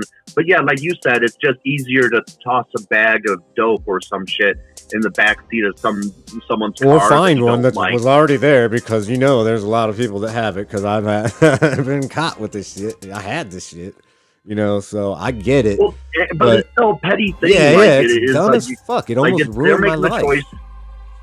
Yeah, they're making their choice to fucking live how their life how they want. That's freedom. They're choosing to do this drug that you disagree with, and you know what? Just don't do it. How about that? But they're like, no, we need to codify this in law. Just like the anti-abortion people.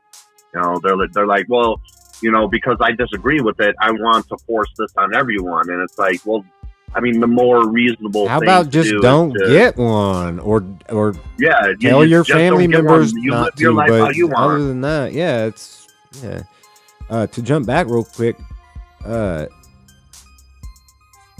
Oh man, never mind. I forgot. I might think of it. You're all good. You're all good. It was about the cops.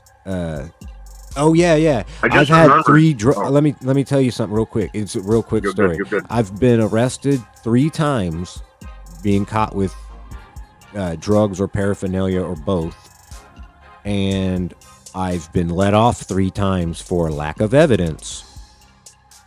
Wonder why that is. Huh.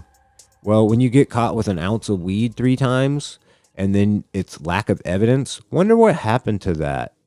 It went into a locker, or it went into somebody's pocket or something like that, and it disappeared, and somebody sold it or used it for bait, or something's going on there, because that happened to me 3 times. once in a totally different state. So twice here and once in California. So it's kind of fucking crazy that type of shit happens. And it's obviously. I have a feeling that if your skin color was darker, oh yeah, I would. That they might not have lost that fucking evidence there. Yeah, maybe. Well, maybe it's a great thing that it happened for me, because those charges are pretty big in Illinois anyway. But what I was thinking is, well, those cops fucking buddy, or they made a couple $100 off that shit if they know what it's worth. You know what I'm saying? I hope. Or their cops are getting high. Like, oh, whatever. This is, yeah. one of them said once, "This is the best weed we've ever taken off of anybody." I was like, huh, lack of evidence. That rings through my head. This is the best we've ever seen. And speaking of which, what the fuck? That motherfucker smoked it with his buddies, his stoner bros. This civil asset forfeiture is like, combined greater than all property crimes in America, combined. Oh, speaking of, so it's like the cops do more robbing than anything else. Is that but they don't do it to any rich people. Hey, is this going on in Colorado, or is this just a figment of my imagination? Maybe it's California, but cops are pulling over Brinks trucks and robbing them, or not Brinks trucks, like vans, like armored vans that transport money for dispensaries, but they basically just transport cash. And I don't know if they go directly to a bank because they can't deposit that cash because it's considered like dirty. So they just basically transport it to some other big place where they have a safe or something. But cops have been robbing those, I think. I'm pretty sure. And they got caught doing it. And I thought it was in Colorado, but it may be California. Have you heard about that? I don't really keep up on the local news. That it could very well be Colorado here. They do have a problem in Colorado with the banking because it's federally illegal. Right. It doesn't just affect the Section 8ers, but the business owners. May have happened in both, but I'm pretty sure it's just one specific place that it was happening. And basically, if I remember correctly, it was cops see one of those transport vans and they just fucking pull them over and arrest them or whatever, and then seize all their shit because it's federally fucking illegal. And it's like, to them, it's like laundered money. You know what I mean? I don't fucking know. It's crazy. I don't know if they were keeping it for the police station or if those guys were keeping it for themselves or what the fuck was going on. They're like probably like dirty cops, and they get away with so much. They're like, man, I planted, drugs on suspects hundreds, if not thousands of times, and gotten away with it. I'm fucking going to get some more money because, and they have the mindset that they're heroes and that they're deserving, and I could totally, see them doing that, That's fucking terrifying, really, if you think about it. Because you could anybody could be their next victim, and it could be like a matter of, it could be life-changing to you, but to them, it's just another day. Yeah. Like one of those. Yeah, like I remember businesses the cops that just didn't lost. Help me. One of those businesses just lost fucking like a week's worth of fucking money, or maybe it was a month's worth of money that they transported from their big safe or something, and then fucking their business goes under for it, and then the community loses out on that specific dispensary or whatever if it's a smaller community. I don't know. It's just I don't know. It just fucks me up that type of shit. I remember the cops that like didn't help me out in Orland Park, Illinois, after I was attacked by my family before I went to jail.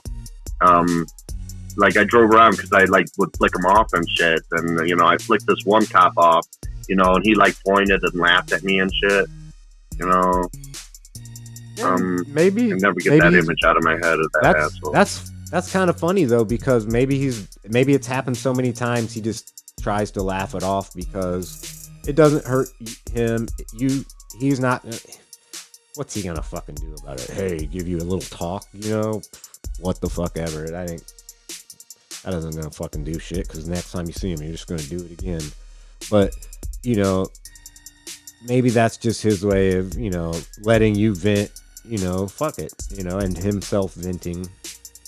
Because, you know, we all have that. There's stress to their job, I imagine. Imagine all the shit. Imagine all the times where it's just some bullshit, like some domestic dispute, and it's, you know, not saying that they don't need to show up and, you know, maybe show some authority and maybe separate some people, because I've been there in those situations as a child when, you know, cops show up and had to separate my stepdad from my mom because he might have got violent. And then on times where she didn't call the cops, he did, you know. So they're useful for some situations, but sometimes, yeah, they overstep their boundaries. They're people. They fucking, not saying it's a mistake, but they do things that they shouldn't, and probably maybe one day regret it, or maybe don't. I don't know. Some people, you know, some people want that authority. Some people seem like they can't live without it, and they, you know, they're gonna fucking die happy no matter who they fuck over, you know. So yeah. Well, they have that mindset, like, well, I helped out so many people, so I'm deserving of doing something wrong. So, you know, one other. Yeah, and that's, you know, like, I helped the old lady cross the road 100 times, so I did get to deserve. I am deserving of pushing her in their street at least once. Yeah, you know, that's how it feels like. Yeah, and that's what's so scary about it, because you might be the person that gets pushed, and you never know when that's coming. And that's what I was kind of getting at, is like, yeah, you're just a target sometimes, depending on who you are, especially if you're, you know, disrespecting the cops is one thing that I think TYT got right, you know, and you know, disrespecting the cops, it's not a law on the book, but it's like the biggest crime in America. How is that? If you're like, oh, like if you say, well, you got to be a dick, and then they fucking beat you up and throw you in jail over it, that type of shit. Or, well, like, you know, like after I got sent to jail for shit I didn't do, you know, that pissed me off. So then I was going around town flicking them off. Oh yeah. And then, like, about a year later, my family attacks me, and they don't do anything over that. And then maybe it was because I was flicking them off and calling them pigs and shit. But you should still do your job. Well, you know, and in general, so damning, like, there's a lot of things they can't do about certain things unless there's complete evidence, which you did have, like, recordings and shit, but they're so used to they're so used to not having that they probably were denying you in the first place. Like, sure, yeah, whatever, you got recordings of it. There's two damning things in that recording. Like, there's probably more. Like, I haven't really listened to it. And there definitely, very likely is more in there if anybody wanted to go through the details. But it's just like they said that they'll kill me, you know, so they're admitting murder. They're threatening murder on tape right there. And then they're saying they're lying to the cops to get out of what they're doing to me, so that they'll lie to avoid justice. Like, those, like, just one of those alone should have been enough. But I had those two statements recorded, and nothing was done about it. In fact, they threatened me with a grand jury felony for recording them in my own home without permission. You know? Yeah, that's fucking insane. That's kind of what you were saying earlier about how these fucking laws that kind of skirt around and, you know, sidestep, you know, the real issues. Like, it had the guy been able to step up and say something without fear of losing his job type of situation, you know. It's a similar fucking idea, you know. You there? Did I lose you? Yeah, I'm here. I'm sorry. I haven't, man, I didn't use my CPAP last night either. I'm fucking, like, I'm not my usual self today. I'm sorry, T-Rex. No big. I had an ADHD moment. That all went in one ear and out the other. I'm terribly sorry, sir. Well, anybody listening, they can rewind the tape. Man, that's what I really, like, like I'm used to watching shows and shit, and I have my ADHD moments all the fucking time, and I'm always backing shit up, and I do not have this ability right now. You know? Yeah, and I really need it. Sometimes I have this good point, and then I wait a little bit longer, and I stop thinking about it, and then I fucking totally forget about it, and it was like a really good point, but it's just something we'll eventually get back to, I guess, on some shit. I think I had 2 or 3 of those already. This thing, I really need to get like a notepad. Yeah, I thought about that the other day. And paper. My issue was I'm so broke right now. I can't even. Earlier when I'll be lucky to get some more toilet paper. Earlier when you were talking, I was just rolling a joint, and I was listening, but I was more focusing on rolling the joint. But, Yeah, I'm sticking around. I don't know if you hear me typing. I guess, okay, so now I'm talking to that neighbor that I said that I stopped talking to, and I had set up to get groceries with her in about an hour, go with her to a store. So, yeah, that's what I've been doing kind of in the background lately. If you heard any of me typing. Nope, not till just then. Not bad. No biggie. So, So I had fun at the. Did you catch out most of the show? I'm terribly sorry. I missed some of your chat. Oh, it was set for like live chat or something. Yeah, so I was like missing a whole bunch of shit. I literally only, that was the first message that I sent, maybe one before that. But yeah, my daughter showed up like, I don't know, right before or right when it started or something. So I had to hang out with my little grandson, and we ate dinner together and stuff like that. But I saw like maybe I think I got there a half hour after the show had started or whatever. But I was planning on making dinner when the first break started, and then we would be done eating by the second break, which means I could have probably got on at least maybe on the from the phone somehow. I think he said there was a Discord app. I was looking for it. I just didn't get to that yet. But anyways, I was gonna do that, but then she showed up, and I ended up spending, time with them. So, Oh yeah, gotta spend time with the family. And man, he is growing. Dude, you gotta have fast. It's crazy. I forgot how fast babies grow. I mean, it's been 23 years not to since have she like was a some, kid. What's like that? like the Ned Flanders and everything, like household, like where they spend like every moment, together as a family, which I guess that's all right. It's maybe a little too much, where you got to give them a little more autonomy and freedom. Is kind of how I would run my household, but whatever. But you got to have time with your loved ones, man, because if you're always doing work and helping people out, even like myself and our chit chats, it does take time away from your family. So I do appreciate and recognize the sacrifices you make. This and that are both like the really only breaks I get. Like sometimes I'm glad I get to watch him, because it means my face isn't going to be in a computer working on something that I'm just like not really up to doing right at the moment. But then while I'm watching him, I'll be thinking of all these ideas, so when I get back to it, I'm more ready to get back into it, So. Yeah, that like with countries that like change the work week to like a 4-day work week and shit, it's like productivity is like even higher, and then they're going into like the psychological reasons for it. And it turns out when they're not overworked and overstressed, that they function better. It's kind of like how I interpret the article or the news report being read to me. I feel like that when I hear shit like that.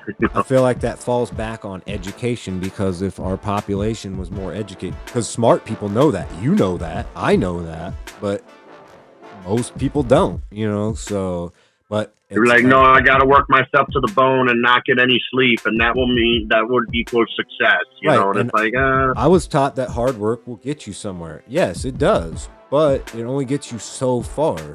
You have to have a little bit more than that. You have to, you have to be inspired, and you have to, you have to want more. You have to think about things a little bit more, and you have to educate yourself more on if you want to get into a certain type of job or a career or whatever.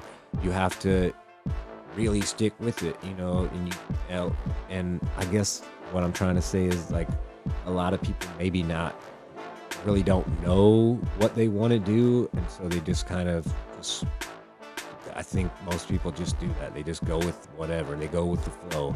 Oh, I found this job and I can do it, so I'm just going to stick with it. I'm going to raise my kids and struggle to pay my bills. But if they would, just apply themselves, like I said, just 10% more, and it's not even that much because most people don't really apply themselves at all. So, like, literally half-assing shit gets shit done more than not doing anything. You know what I'm saying? So that's kind of my method. I half-ass it till it's good enough, and then it's hard work. It's usually hard work better does than get you so far. Yeah, and the harder you work, it'll get you even farther. Half-ass 10 but things in a row until you got it, and then that last one is like boom. Oh, I got it. I was going to say in society sometimes, like the way that we have America set up, it's not just working hard, but not what you know, but who you know. Yeah, that is kind of a sucky thing, like the family you're born into, or the crowd you grew up around, or the people you might have been connected with somehow. Yeah, it's sad. Yeah, it's not. But it is getting easier. The way I think it should be. It's getting easier because we have this social media, and people can be like, hey, I got this idea I think you might want to check out, and then they get funded through somehow or someone might be like, hey, look at what this kid is doing, we should check him out and or buy him out or something, and then that kid becomes a millionaire because he came up with some innovation for something that old people aren't thinking of because they're not looking at it from that perspective of a modern person or whatever. Not that they're not modern, but like a contemporary day and age, whatever. Like a child that grew up in the 80s is going to have ideas about video games and internet access and television shows, as opposed to someone who grew up in the 50s or someone who grew up in 2000s. You know what I mean? So yeah, we're all looking at shit from a different perspective, and sometimes the youth, especially because they're more tapped into, especially like the internet, they have a little better mindset of technology and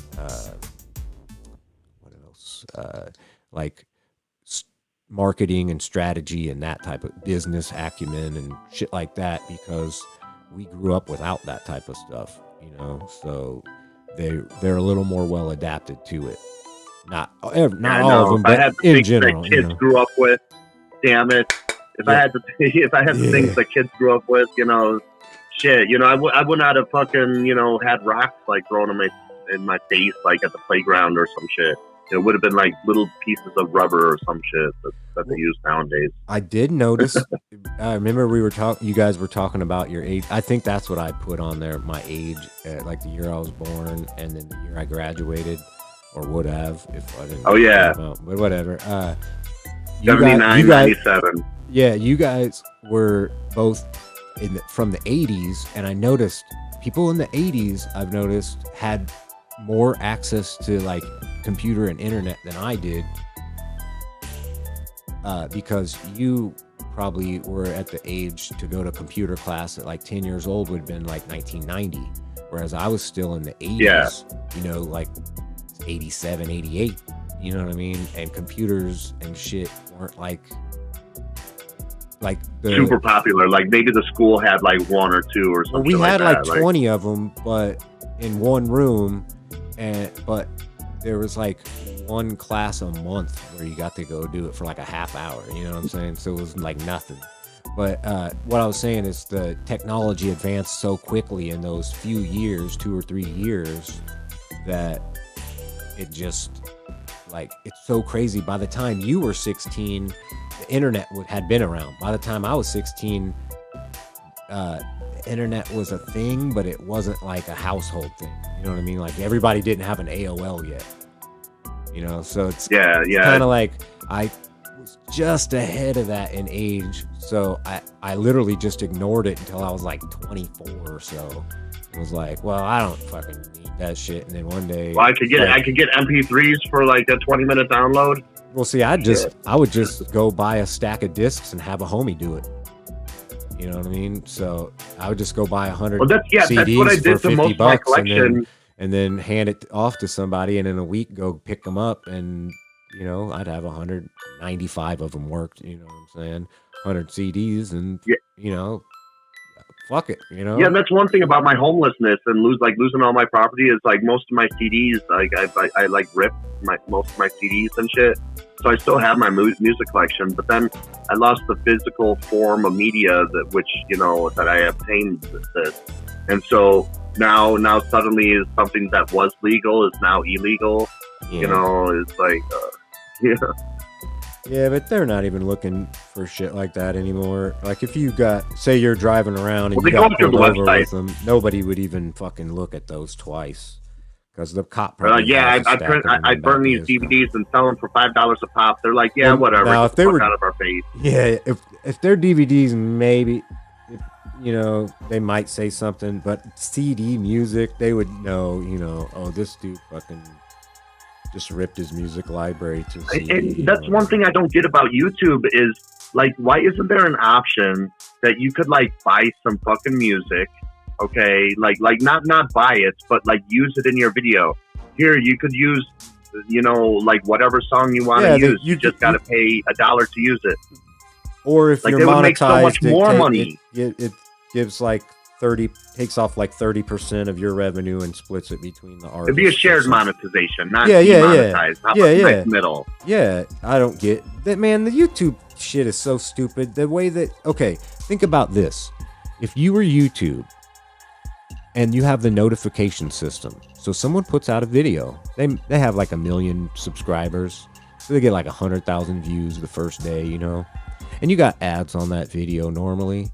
And you only push out to 10% of their audience. So only 100,000 people or so see the notification. And only like 10% of those are going to click on it immediately. Because people are busy with life. And scrolling through TikTok already. But then, what if they would have just pushed that out to all of the subscribers and think about all of the revenue that would be collected? You know what I'm saying? Like from the advertising dollars that they're getting. I don't know what they're thinking after snorting cocaine off some hooker's ass in the corporate office. You know, I don't know if that's exactly how it works, but I'm pretty sure it works something like that. And so sometimes I don't get notified, you know, for something, and it's annoying and frustrating. It seems the smaller channels, like people like you and me, like we got like 50 subscribers or whatever, you know, that we would get, it would send out all 50. Right. But like you like a bigger channel that has like 100,000 or more, it just sends like a fraction of it. And I don't know if that's like unmonetized at 50 subscribers, you know what I'm saying? So we can't make them money. So why would they push us? You see what I'm saying? It doesn't make sense. But at the same time, we're not really being pushed in the algorithm either. But they'll push our notifications. Yeah. So I guess that does kind of counteract the not being pushed in the algorithm. But when a video gets popular, sometimes there's, you know, half the internet hasn't seen it because it's kind of being suppressed by their fucking algorithm. Some of those people are probably like people like me that need to have some of their mental health time, and they can't be. They're subscribed. Like I'm subscribed to so many people, I can't watch every single video. There's just not enough time in the day. No, I'm saying and like if I make time for tomorrow, then tomorrow there's more videos. okay. You know, No, I'm saying like the bell notification. I have like maybe 8 or 10 channels clicked on that. You know what I'm saying? So those 8 or 10 channels don't all. One of them puts out a video like 4 days a week. One of them puts out a video once or twice a week. One's like once a month. And then the other ones are just sporadic whenever they finish the video. You know what I'm saying? So that's and you don't get some of those. Yeah, and I don't get half of them. You know what I'm saying? So and you have it clicked on all. You have it clicked. Yeah, like, yeah. I have. And, so I literally have to go through my shit. subscription feed and find videos and find those channels. Yeah, go to their channel and fucking look directly through, every day. Well, thankfully on my TV, there's like the top 5 that I go to stay on there. But if I go to a new channel, it pops it up into the top 5. So if I want to see my favorite 5 channels or whatever, I have to go literally look up that 5th channel and click on it on a video to make it pop back up in my top 5. But at least there's that. But they don't have that feature on the computer or the app or the phone app. I don't think they do. I haven't seen it anyway. But Wait, what about the phone apps? Well, I was saying that they don't have the feature of like maybe they do have like a favorites thing, but I don't have that set up on my computer or my phone app. But or on the YouTube? On my TV, on my TV app for YouTube, it's automatically like when I go to my subscription, there's like a little top 5 that I go to, and if I subscribe to a new channel, it puts it in my top 5. And if I go watch a video from a 6th channel, it boots the 5th one out and puts it in that position. You know what I'm saying? So and then if you want to watch that booted out one, you got to go back to the subscription. Yeah, and go find it. Yeah, it's silly. I rarely use YouTube on any smart device. Just like maybe I'll pull up a song or some shit like that. I mean, I hardly ever do, but I mainly use it to comment because I'm usually watching it on my TV, but I can't comment from my TV. I'm usually just listening. Yeah. But I have the chat can kind of overlay. It's like captions or whatever. So you're saying you got a smart TV? Well, I kind of, but what I'm saying is it's got a built-in YouTube app that you can watch the live streams on, but through that I can't interact. I don't have a keyboard or some way to connect to it directly, so I just use my phone I'll pop the video up on my phone, I'll text into the comment section, and then I'll send it and then shut the phone. You know what I mean? So that's kind of basically all I use it for on there. I'm so used to like the computer, man. Like, so you don't have like your computer hooked up to your TV. It's just like a TV with another device. I do have a computer hooked up to my TV, but it's I don't really use it for YouTube. I use it for like rendering video and shit like that. I don't really play a lot of stuff through it. If I do, I play like we have a TV upstairs connected with a computer that we play movies through, or because my MacBook Air will hook up to a HDMI, but it doesn't do 4K. So, well, who cares about 4K? I mean, how big is the TV? Like, the TV can't be that big. 75 inches. Hey, we used to have an 83. The device you're hooking it up to, the computer doesn't have 4K? No, the computer does. It's, I mean, my big PC does, but my little MacBook Air, my music laptop, it has a HDMI. Like I can connect it to an HDMI, but it doesn't do it. Like if I play a 4K file on it, it just won't fucking play because it don't have enough processing power. So I use my I either stream it from the other computer upstairs or cast it from my phone, but there's already built-in YouTube app, and that's basically all I fucking watch. Because TV has gotten so fucking formulaic and boring. I'm literally 10 minutes in, I'm like, he did it, he's the killer. Or I bet doing that shit with the Masters of Horror. Yeah, I'm like, this is going to happen. You know, so fucking shit. predictable. I'm just kind of bored with it. And people are like, yeah, but it got so cinematic now. Yeah, the cinematic don't mean shit. The camera angles and the coloring and the saturation and the fucking blah blah blah doesn't mean shit if it's the same boring shit I've seen for 25, 35 years. I'm fucking bored. Yeah, well, with it.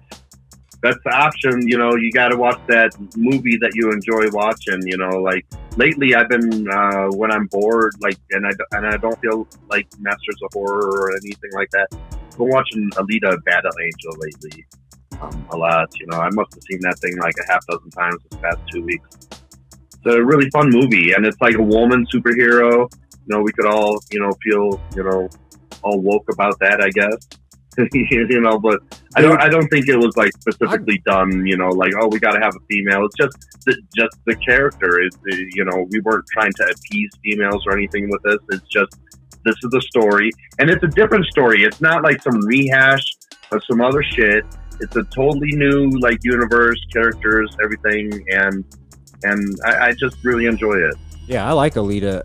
I was just gonna mention that I grew up with female heroes like Ellen Ripley and Sarah Connor, so it's not nothing new to me. Oh yeah, but I feel like people forgot about those. Like all the horror movies, there's what we call a final girl, and she kills the bad guy.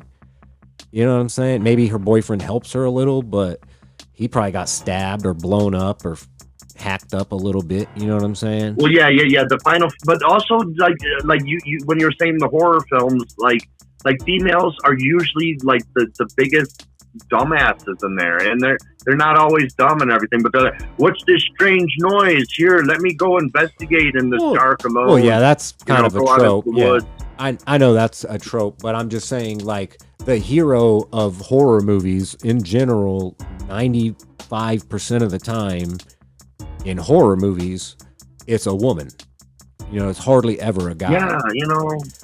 So to me, and I was into horror as a child because I saw like Nightmare on Elm Street 2 like a year after it came out, so I was like 6 or 7. And that like started, I like wanted to see the first one, and then I wanted to see every other horror movie, Jason and Michael Myers and all that shit. And it was coming out year after year as I was growing up, so I was just like immersed in that shit. And so to me, the hero normally is a woman, so that was like for me the norm. If I was watching an action movie, it was probably Arnold or Sylvester or Jean-Claude Van Damme or something, Seagal. But there was fucking women too. What do you think that is? Well, what is that? Well, yeah, I'm thinking like The Ring and everything, and I'm thinking all this shit, and yeah, you're very. I don't know if it's 95%, but it is a huge. It just feels like percent. it. But I mean, it may be. Yeah. It may be 80%, but you know, it's more than half for sure. But I was just saying, like, to me, like, it didn't matter who was the hero. It was, will the character overcome, and are they a good person? Are they worth rooting for? Yeah, maybe they're kind of a dick at the beginning of the movie, but then you realize, their parents are assholes, so they kind of makes sense, you know, or maybe they're weak in the beginning, and then eventually they stand up to themselves from getting kicked down so many fucking times. Yeah, good story, good writing, good lines, you know, good stuff. But then Alita hit all that shit, by the way. Then it's just more of the same. I mean, after 8 sequels of most movies and shit like that, and then people rehashing and remaking and redoing, and this is my instead of Hansel and Gretel, it's Gretel and Hansel. I'm not saying that movie's bad. I haven't seen it. I was just saying we're just gonna flip the title a little bit, and you know, something like that, and just to redo the story. Now, if it's done good, no big deal. That's awesome. But also, let's fucking calm down on this shit, because there's so many iterations of certain movies, but not of others. Or, you know, like there might have been movies that were made in the 40s that we haven't had a remake of. But there was a movie in the 50s that was remade in the 80s that was remade in 2005, and now they're remaking it again. You know what I mean? It's like, what the fuck? Can we get something else? You know, like I'm thinking of the Alien franchise right now, and how like they I actually was really happy with that fourth one, the Alien Resurrection. Even though, as the angry video game nerd, suggests, like the resurrection in titles is kind of like overdone. Yeah, I have the four disc whatever the title, and I like parts of it are amazing, parts of it are kind of so I mean, they did a good job, kind of like with the story and how they brought her back and everything. And but the then effects at that time were all this detail with like the engineers and shit. And I think this is like where Ridley Scott just kind of fucking lost a step, and he's like getting into like too much detail. And it's like, why don't you just make an Alien movie the way that the original, was, and that there's like an egg somewhere. You don't need to explain it. All right, there's just an alien egg somewhere, and it attaches somebody and in an isolated place again. Why don't you just do something like that? Well, I'm an Alien fanatic, and I know the whole life cycle of the motherfuckers and how they breed. And think about this, if you go through and watch the movies, especially the third one, when the alien, okay, so if the alien does the little face hugger on you and it puts the egg in your stomach, and then the chest burster pops out, the alien looks kind of humanoid. Well, when it does that to a cow, it looks like a bull, they call it a bull alien.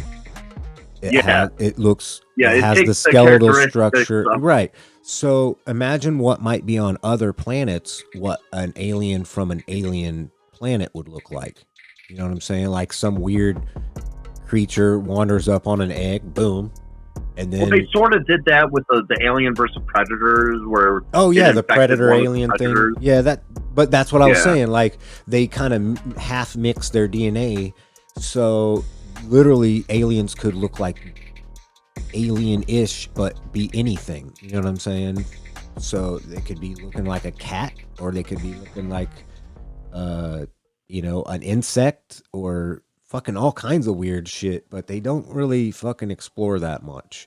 They did with the toys, which is weird because it's an R-rated movie. I remember like the comic books, there was like the king that and then there was something bigger than the king that was like stories tall, like an alien, but they only, like in the movies, they only like the queen is like the biggest thing, and it's like the queen is actually really tiny compared to some of the other aliens that they got into, I think, in the comics.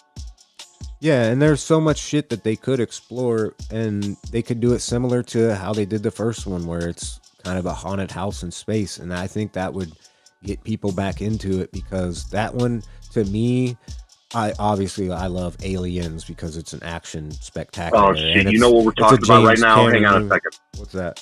T-Rex. You know what we're talking about right now? What's that? If Hollywood execs listen to this shit, they're going to be like, all right, let's reboot Alien. No, we don't want to reboot. We want a story that's from a different character's perspective, maybe from 500 years in the past or 500 years in the future of Ellen or whatever. It doesn't matter. Yeah, they don't need to be related to Ellen either, Right, it could be something completely different. But like how they did the end, I think it was the end of Prometheus, or maybe it was the other one, where they show an alien, but it's like a weird little tiny alien. It's like 3 feet or 4 feet instead of a big 8-foot one, So it was tinier and slicker looking. It kind of so why can't we have like a dolphin face or something like that? So why can't we have 100 different styles of alien throughout the universe with different stories of how those aliens got somehow to that planet through our fucking with the military, you know what I mean? I can't think of it. Just think outside the box instead of all this like checklist bullshit that they have to do. Well, the alien needs to die by getting sucked out into space. Check. That happens. Once it happened once, it had to keep happening type of shit. Yeah, I feel you there. And it's like, okay, how many airlock fucking scenes do we have to have?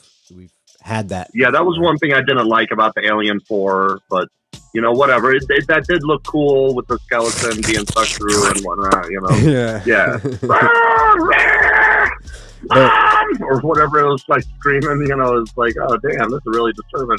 Well, I mean, Okay, so that's what I was saying. There's certain things in the movie that like were innovative, like the way that they did film specifically that thing going out through the hole, you know what I mean? Like tiny hole instead of just sucked out, gone. You know what I Yeah, mean? So that was different. But at the same time, it was the same plot line in the same order, and so it's like I don't know. I think that was like their version of a reboot or a well, soft reboot. there were some good scenes in that. Like they had different characters, which I was like happy about. It was like a military vessel, which was a little interesting. They had weapons because one of the common tropes too was oh well we got this alien but we don't have no weapons. That they really went hard with on the third one. And it's just like yeah, just like you said, have different character from a different character's perspective. Have an alien and like an alien of an alien if you want to get like creative about it, but don't get too crazy. You could keep it simple too, and just like yeah, I was really happy with the characters. There was Johnner, which was a pain in the ass, tough guy. There's that dude in the wheelchair, which I think that was like the first like kind of disabled person they had in an Aliens movie, if I remember correctly.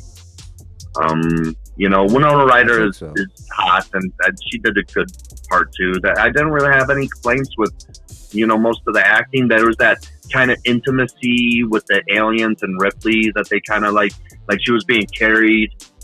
And her head was draped over the shoulder of this like warrior or worker alien. I don't know which, to bring him to the queen that was given birth and shit.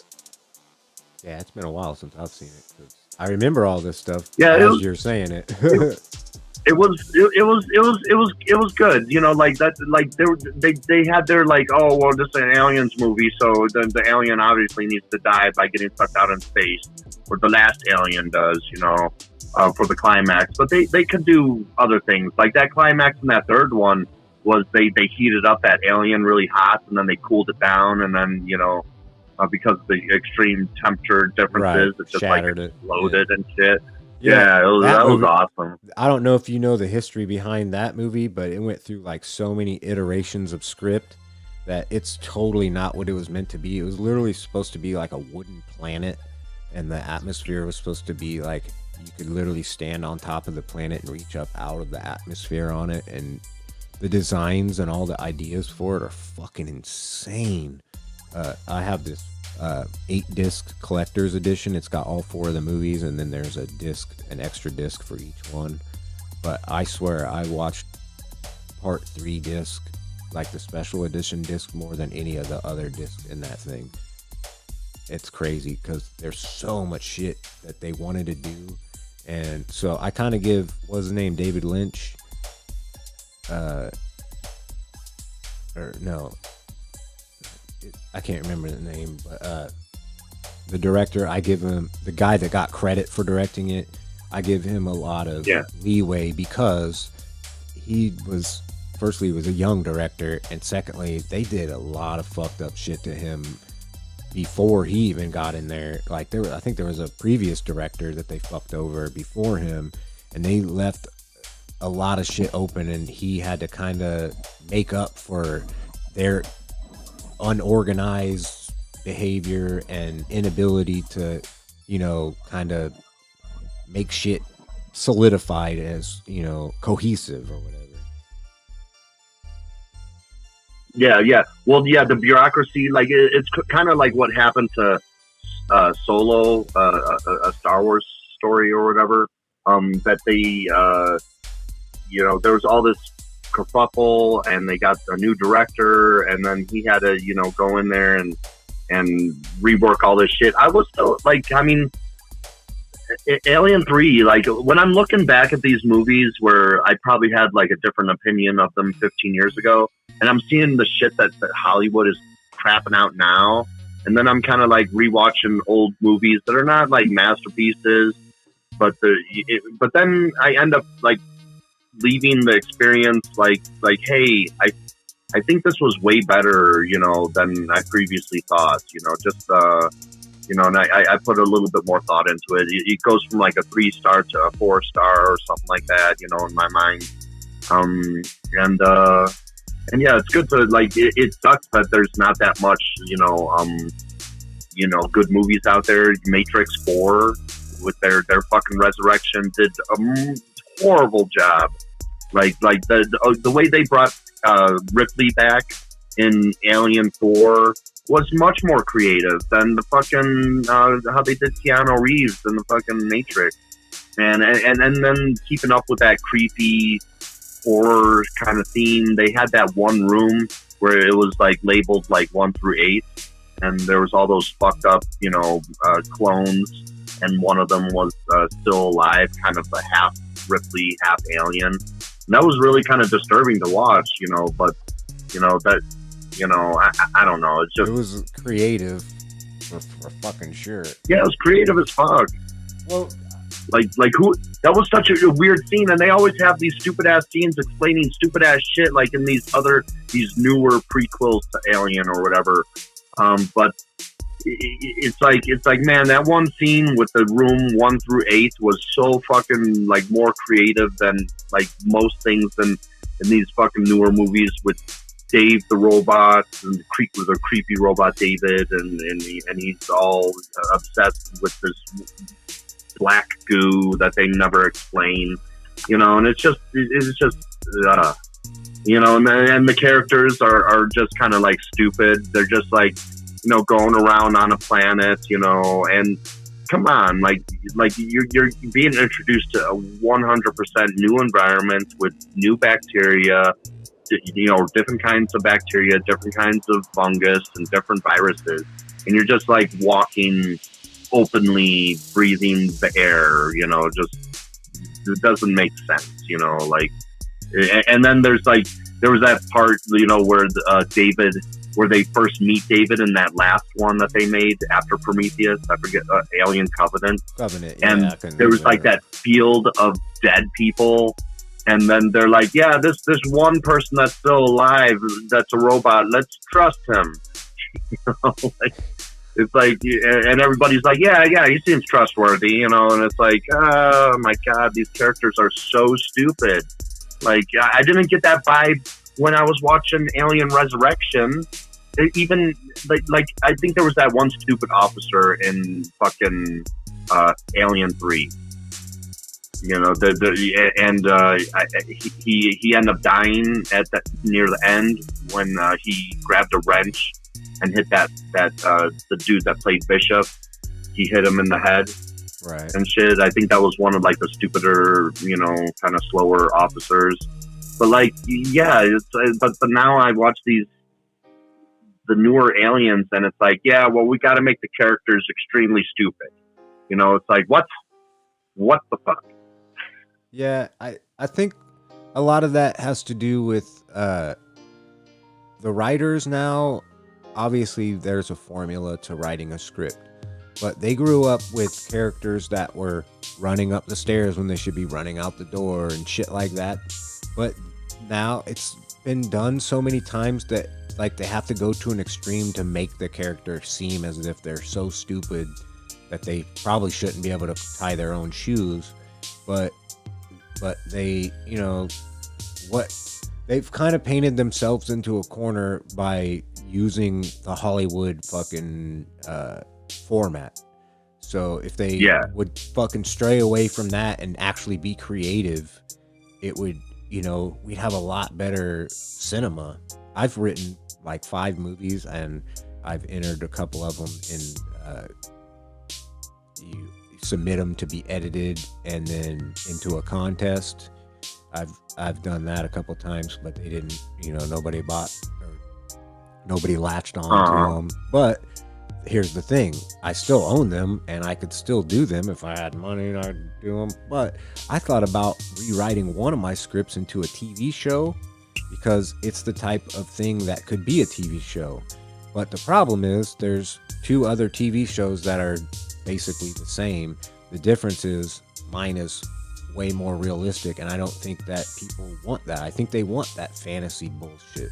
They want not bullshit, but you know what I'm saying. Like, uh, this I'm getting a really good idea, T-Rex. Hey, hang on. Like, maybe one day we could do a show and maybe get some fat guys together or whatever, and get a few people together and actually, like, you read off a few of your scripts and just kind of like a brief summary of what each movie is. wow, And then the thing that interests us the most, and go over it, and then maybe collaborate live on, you know, a stream, or like upload it later, whatever, you know, and just kind of collaborate, you know, amongst us, just kind of openly, and maybe that will get some attention, and actually design something like that. You know, what do you think about that? I was just kind of getting a really good idea. That's a cool idea.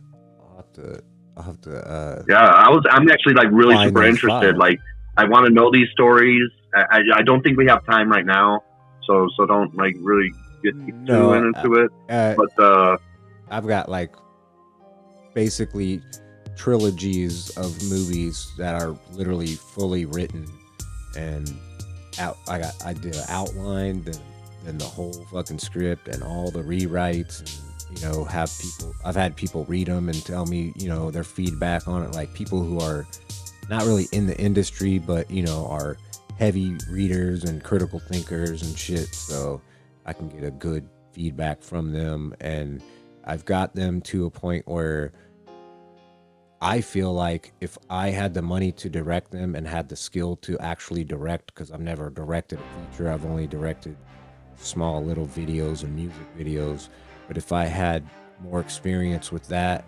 or knew a director that could do it, I would fucking definitely help produce it, or, you know, do whatever I could to get him fucking put out there. But it's kind of frustrating when you see the stuff that's on TV and you're like, man, I can write better than this, and you see movies and you're like, halfway through the movie you figured out the whole ending before it happens. You know, it's kind of a sad state of affairs. And I'm not even like a cinemaphile. I was a movie buff in my younger years, and I'm actually grown away from movies because of the lack of new entertainment. I feel like yeah, like everybody hated there was better movies when we were growing up. All these remakes and shit that they're doing. Well, we grew up on these movies, but it was the first one of them, and it was some like, of them were remakes. mind-blowing. Some of them were like the Thing. That was a remake. Yeah, The Thing, and I think they did The Fly like that too. Yeah, right? there's a bunch of great classic movies that we got remakes of, but they were still great classics too. But I'm sure people who grew up with their version of it was like, it's not as good, but it's still a good movie, but it's not as good. You know what I mean? Was it the Blob from the 50s or the Blob from the 70s or 80s or whatever 80s, the fuck it was? You know, yeah. So that's what I was saying. Like those, but either way, depending on what type of movie you're into, you could look at it as it's good or great, but you're not going to say it's not as good, or I'm not saying not as good, but not a good movie. You know what I'm saying? Whereas today, a remake could come out and it's like, ew, that movie was trash, but it had the same characters, the same plot line, decent acting. It just didn't have that same it. You know what I mean? It didn't have that it factor. Yeah, that was like the new Total Recall. Like, I didn't have like, and I'm not saying they should have like remade the like, you know, choking on the air on Mars scene and all that shit, but it just didn't. It had a way total different vibe, and it wasn't a terrible movie, but it was like, it was just like they did a remake, and it was like, and like the Blob. Like I've seen both of the Blobs, and I forget, like maybe it's from the 70s, one from the 70s, and one from the 80s. It's the mid 80s. I forget. No, it's the late 50s and then the mid-late 80s. I think 86. Yeah, they're both awesome. And they both like have a different, you know, kind of storyline, but the theme and feel of it is the same. But then Total Recall was just like way different. And I don't know if that like they replaced Mars with a tunnel through the Earth, you know, but you know, like I wasn't like, look, this shit has to take place on Mars, you know. I wasn't one of those. You know, like, oh, how dare they do a remake, but they're leaving Mars out of it? I thought it was interesting, and I thought that at the they time, did have but some cool scenes. I was bored with it halfway through. I was like, I don't know, certain things are just, I don't know. I grew up in the 80s where action movies had real explosions. I like both of them. And practical I enjoy effects. Both of them. And, well, I'm saying there's like a certain quality to, like, if something has like grit to it, or if it looks like it's overly polished. Like the characters from the Total Recall remake, like the police droids or whatever the fuck they were just too polished. The cars were too clean. Everything was too fucking squared off. Yeah, it didn't feel like lived in environments like Star Wars or RoboCop, where like someone's laying on the ground getting shot, you see like plasma of their blood splatter, and it's thick and stringy more than just like food coloring and corn syrup type bullshit. You know what I mean? Like there's a certain quality like of realism that I need to suspend my disbelief of all the magical bullshit, you know, and all the like slow motion and the, you know, people being superhuman strength in certain situations that they really wouldn't be. You know, like for me to suspend my disbelief, it's gotta feel real. But that doesn't really, it doesn't like, movies don't have that weight to them anymore, if that makes sense. Yeah. Like well, you're right. The new Ghostbusters the Star Wars but prequel. It was a little kind of childish, but at the same time, it had the feel of the original Ghostbusters. If that makes sense. What's that? Sorry. No. I forget what I was going to say. Someone was just calling me. I just took the voice. Oh, it must have just picked up on the microphone. Oh yeah. My phone was right by the microphone. I was talking about the new Ghostbusters. How it's. I haven't even seen that shit. It looks like an old, like part 1 or 2. It doesn't look like the third one, the remake version or whatever. And it has like that feel, like it has that, like everybody's kind of a snarky smartass, but at the same time they don't know like the extent to the shit that's really going on type of thing. Kind of like the aloofness of the characters, but also the smartassery. The jokes are there, but it's also a little geared a little bit more toward maybe 10-year-olds instead of 15-year-olds like the original. Well, I mean, how would you rate that? Like, was it called Ghostbusters Afterlife or something? Is that that new one that you're referring to? How is that? Like, how would you like? I haven't seen it. I after that last one, I was like, it doesn't. I wouldn't call it on the same level as the first one. The second one was pretty decent, and most people fucking don't like it or haven't really seen it, and I think it's pretty good. My girlfriend watches them both all the time, and I don't think it's that rewatchable, but it's still a decent movie. And then that remake was, I watched it twice. I watched it first with a bias, and then I was like, you know what, I'm just gonna watch it and try to laugh along with it and see, you know, what I can get out of it. And then it just wasn't funny, and it wasn't really, it was like try hard, and I don't know, it just wasn't good. And this one seemed like they tried their best to get to the level of the first one, which they got the look down, but it was probably closer to the second one in like the jokiness and the, you know, the like the balance between the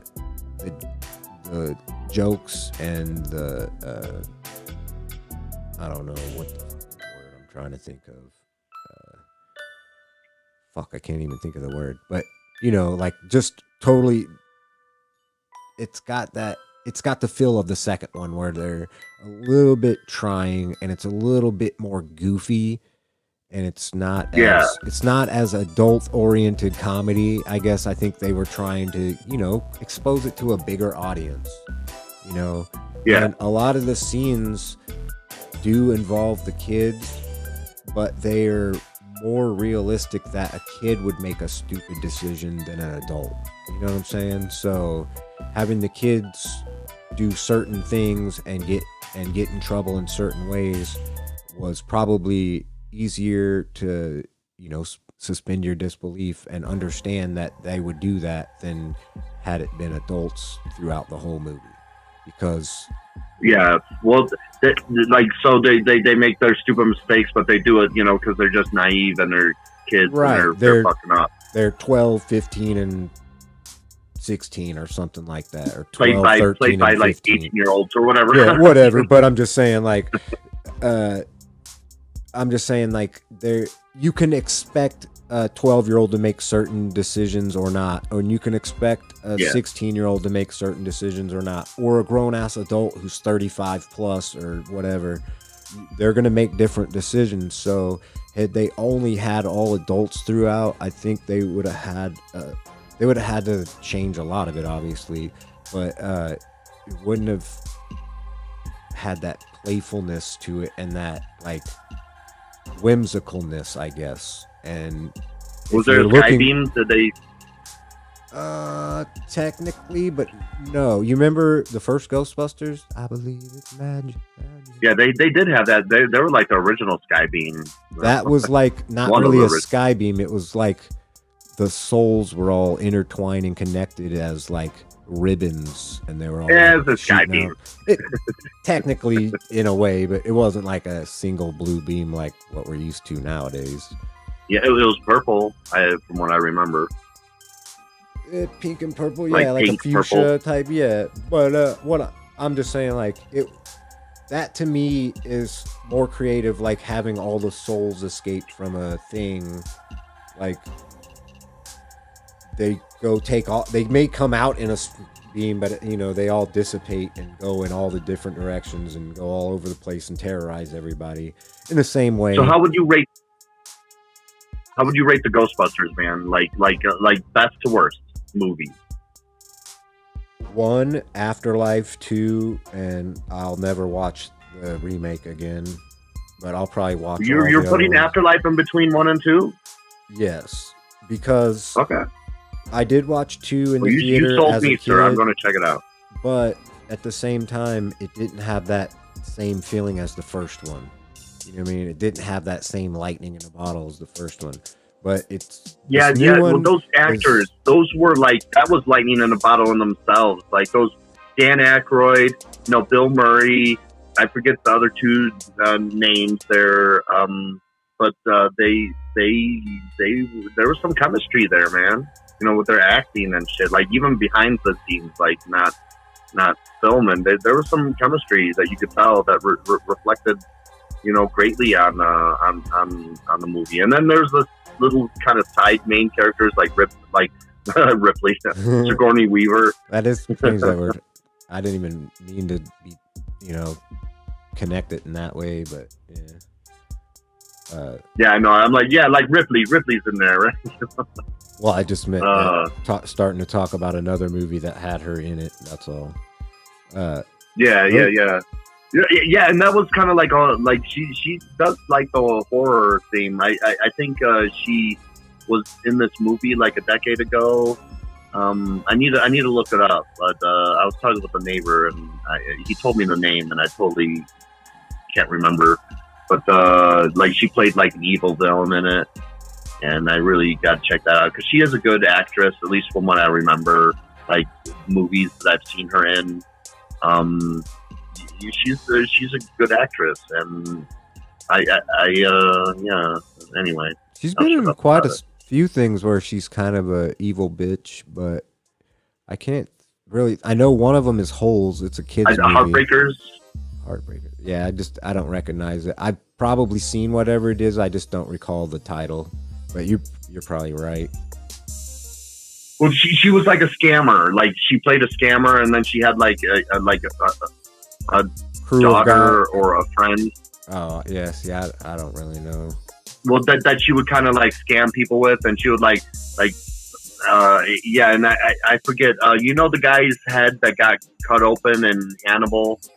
That one actor, that one dude. Yeah, I can't remember. He played in that movie with them. I think it was called Heartbreakers, and it was kind of like a comedy, you know. But you know, I don't have any bad thoughts. It's been a while since I've seen that movie. Maybe, but like I think I'm thinking back at every movie that I've seen Sigourney Weaver in, and if there's a problem with the movie, it is not. It's a problem with the movie. Yeah. It's not a problem with her. Yeah, it's not her. You know, like it's the fucking movie, or the stupid story, or the stupid ass director, or a combination of it. But oh yeah, Galaxy Quest. She was really funny in Galaxy Quest, and like the computer says, like the computer just said it, and she's like, yes, well the computer says, that it's 39 degrees in here or whatever. She just repeated it. That was really funny. That was good. Like that's probably one of Tim Allen's best fucking movies.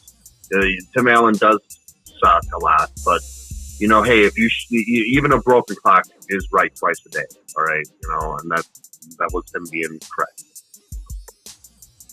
I wouldn't even call it a Tim Allen movie. I would call it a what's that called? When you have a bunch of people where they're all assembled, a group. Yeah.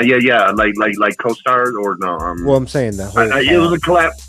It was the whole cast that did it. Yeah, like a collaboration between them. There's a word for that for movies. I'm just drawing a blank because I've smoked 3 joints. They had the dude that played Monk in there. They had Sigourney Weaver. They had that other dude that played the teacher in the Harry Potters. Yeah, there was, and then they had some random dude like I don't have a name, I'm gonna die. Yeah, or he's like, I don't have a last name, I'm not an important character. See, it's crazy that there's so much CGI in that movie, but there's so much practical effects, and they did it in a way like how they filmed the Next Generation series. Like they used obviously movie studio grade cameras and film and blah blah blah, but some of the effects, like the CGI that they used, was like not 100% like top notch level, but it like was campy enough to like seem like it belonged, and then at parts it was like it was like almost like a poking at you, like, do you see what we can get away with type of shit? I don't know, but at the same time, I think that's what they were trying to get at with the. I mean, obviously, it was a parody kind of on the Star Trek, like that. That was kind of like the Spaceballs of like just Star Trek, but where Spaceballs kind of was like Star Trek and Star Wars kind of combined, because they kind of combine aspects from both. But the Galaxy Quest was just like yeah, let's rip on Voyager and Star Trek and all that stuff, just the Star Trek universe. Let's just go after it. I mean, there's a lot of shit to go that they could spoof, so Yeah, I found it really funny though. The transporting system was like really terrifying. They think that they're going to get like beamed aboard and everything. It's going to be like, oh, well, I guess I fade away here and I reappear somewhere else. And then it's like, no, we're going to cover you with this goo and you're going to be shot through space at these extremely crazy speeds. And it's going to be really terrifying.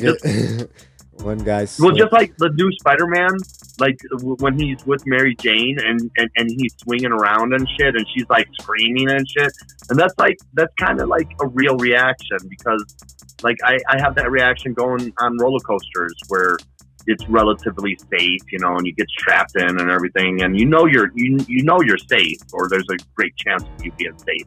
But you're like screaming your fucking head off because the shit, like the drops and turns and everything is like terrifying the shit out of you. The first time I went on the Superman ride at where is that? Six Flags.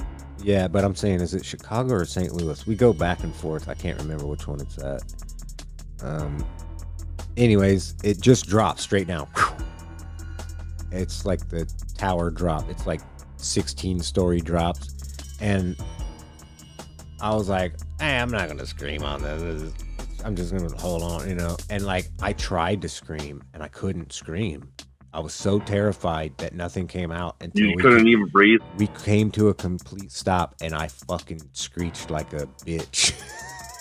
I just fucking let one out, and everybody looked at me like, "Are you serious?" I'm terrified of falling. I was, I'm a little screamer, and I'm totally terrified of roller coasters. And it takes me, like, you got to really fucking encourage me. But eventually I'll fucking cave, and I'll be like, but my anxiety gets me too. So I'll be in the line, and I'll be in the line 10 or 20 minutes or something, and I'm like, no, this isn't a good idea. I shouldn't do this. And you just got to drag my ass back there. Be like, no, you're doing this. I love roller coasters, but I hate stuff that has drops in it. I don't know what that is. There's those ships that swing back and forth. Those fucking fuck me up. I feel like I'm coming out of my seat and then dropping. And then there's certain carnival rides that I will not ride. And then the Superman I'll ride because I know how, all the safety factors and shit that go into it. Someone did get hurt on it when they originally put it up, but she tucked her legs back under it, and then they put some boards where you can't do that anyway now. So I was really metal, whatever. I know the Superman that you're talking about. It was at Gurney, Illinois. Oh yeah, Chicago. Yeah, near Chicago, right? Yeah, we normally built the Raging Bull right next to that. We normally went to St. Louis, and then we realized it's only another extra hour drive, so we could go. We got the pass for a while when my daughter still lived with us, and so we would, a couple times throughout the summer, instead of paying to go once at either place, you could buy the membership, and it's 75% of that cost, and then you get a parking pass, so you save fucking $100 almost by doing it. So we would go to one, and then we'd go to the other, and then sometimes we'd go to one maybe twice, because it's free to get in once you've already paid for the ticket once, you know what I'm saying? So you might as well go a couple times and get the money's worth. And then I forgot what I was getting at there. Nope, I lost it. I derailed like a fucking I was going to say really. I guess what's up? What you were saying earlier, yeah, I could go on any roller coasters. They don't scare me, but that fucking drop shit just fucks me up. That's really all I was getting at. I don't know what. Oh man, I'm terrified, but it is overcoming that fear that is the big thing for me. People that don't really, or aren't really bothered by it, aren't really being that brave. Oh yeah, going through with it. Yeah, it's fun. Somebody for me terrified of the shit going through it is and then I have that. The feeling afterwards is really nice and euphoric, and it's man, okay, I'm fine. That adrenaline is awesome. I guess right now that I'm experiencing, and I overcame this horrible fear that I have of heights. And shit. Yeah, I get it. The Raging Bull was 30 feet taller than the Superman. It was one of the last times I was at Six Flags, and they just got done building it. They didn't even have the camera set up to where you could get a picture of you, in your terrified face and shit. But I remember getting in the front row in this thing, and they had a bar that goes in between your legs with this little tiny triangle that looks like the Triforce is sitting on your lap, and at two of those angles. Not the flat part, but the angles, at 45 degrees or whatever. They had handles in it. So, and that little triangle is attached to that bar that goes in between your legs. And if you really wanted to, you could probably flip out, with a little bit of struggling and shit. And that shit takes you it's a 230-foot drop because it goes kind of underground a little bit too. And when you're in that front row, you'll notice the top of the Raging Bull has a weird kind of squiggly shape to it that it gets the whole roller coaster over the edge before it drops. So there's no back cars still kind of on an upward angle. everything is facing down before it drops you, and that's why it has that weird squiggle. Like, and these seats are super tall too. So these seats are kind of tall, and then like it felt like you were just like hanging over at like 200 feet in the air, and then it fucking like drops you, and then it goes a little under the ground. That's why I think it's a 230-foot drop. But man, after that first drop, all the other drops were okay. I can't remember going on that. Yeah. I must have blacked out if we did. No, how long ago are you talking? Like, I don't know when the Raging Bull was. I could try to look it up. It was probably 1999 or 2000. Yeah. I went there when I was like. It's probably 8. Still there. I went there when I was like 8, and then we went back when I was like 38. It opened May 1st, 1999, and a 208-foot first drop, and with a maximum speed of 73 miles an hour. Yeah, that's about average. That's like the Mr. Freeze in St. Louis. It's about the same. Well, it doesn't do a drop. It does a jet launch, like a fucking launches you off of like a, I don't know what the hell it is. Hydraulics like or rail. Chain. Yeah, well, you're on a rail, but I'm just saying I don't know what propels you forward. I'm not exactly sure if it's a chain pulling you or how it works. Like slingshots you somehow up to 72.5 miles an hour, and then you go up like 180 feet, and then it goes backwards, and it does this like big sidewinder loop. It does a loop to loop and a sidewinder loop. It's really fast. It's really short, but it's fucking crazy because it's so fast and it's so vertical. It's literally 90 degree straight up. So it's pretty fucking crazy. Yeah, man. Oh man, I'd be shitting my pants. I love it. I remember going. I'm like, woo, the whole time. I mean, I went on one that they've torn down since, and it was like the rails on it were painted blue. I forget the name of it, but it's just. No, I only remember the Gurney, Illinois. Okay. They might have another Screaming Eagle. I imagine they have the Screaming Eagle at all of them because that's like their #1 original coaster. So it's probably the Screaming Eagle or something. I think it was called like Wipeout or something. Or was it one of those water rides? No. Oh, no. It was a normal. Yeah, it was on a rail. It wasn't a water ride. Should they it wasn't as so cool or there? Terrifying as the Raging Bull, but like the highest height on it was like 90 or 100 feet or something like that. I enjoyed the Batman the most just because it was like Batman. It didn't go that high. Batman is my favorite. I hold my grandson and I'll have him sitting on my hand, so it's kind of like my elbow's the lever to hold his height, and then I have my left arm around him, kind of like caging him in, and then I'll walk around real fast and be like and kind of lean him one way or the other, and I call it the baby Batman, and we do like kind of a little side lean and walk around the house real fast. Yeah. Baby coaster. One day he's gonna. Yeah, they're probably getting. Man, I got terrified once. My dad put me over his shoulders and shit, and so I'm like, I got my legs dangling off his shoulders and shit, and I was like so terrified of that. Even I was like, oh my god, I'm so high up. I don't know if I feel like I'm gonna fall. My uncle used to do that, and then he would let go of my feet, and I'd start falling back, and he'd grab them. And so then I just started holding on to his head like a fucking death grip. Yeah, to grab the hair. I think that's what I was doing to my father. I was like grabbing his hair and shit. Yeah, he stopped doing that.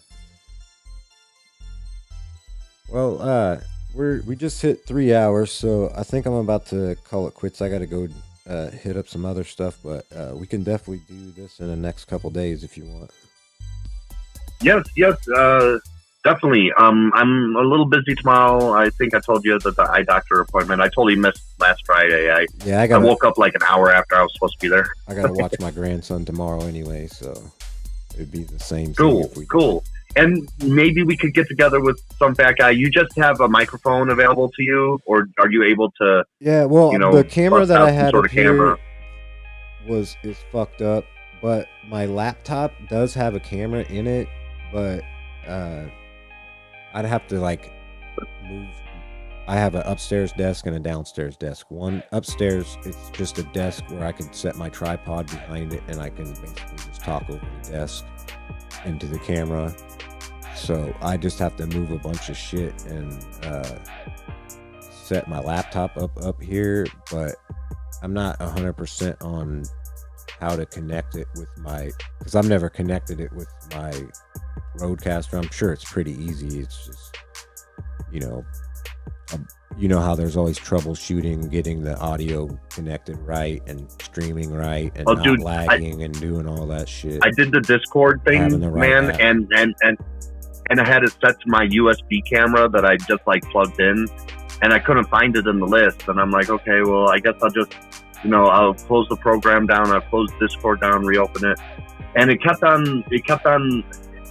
Well, then I saw it in the list. Okay, so then I selected the USB camera, but then I was accessing my laptop camera, and I'm like, well, what the fuck?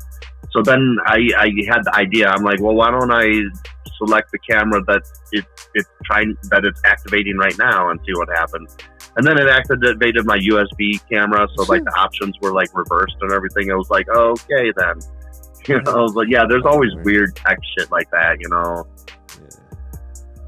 So yeah, we'll definitely get something going, and I'll figure out a way to. I think I have a way to send you copies of my scripts. I just have to find them.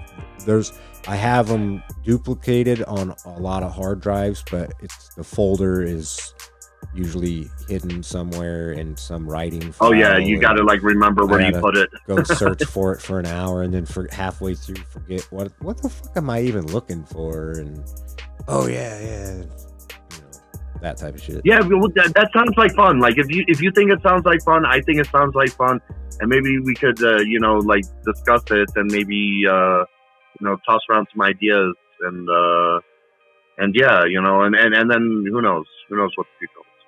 Cool. Well, it's been good. And it just sounds fun, really. Oh yeah, it's been a good one, and I'll connect with you in the next day or two. So I'll hit you up. All right, yeah, stay in touch, man. It was nice speaking with you, T-Rex. You right. Take care, citizen. Yep. You have a good one. Bye bye. Peace. Bye. Don't forget to like, comment, subscribe, and hit that bell notification for more. See you guys later. Bye-bye.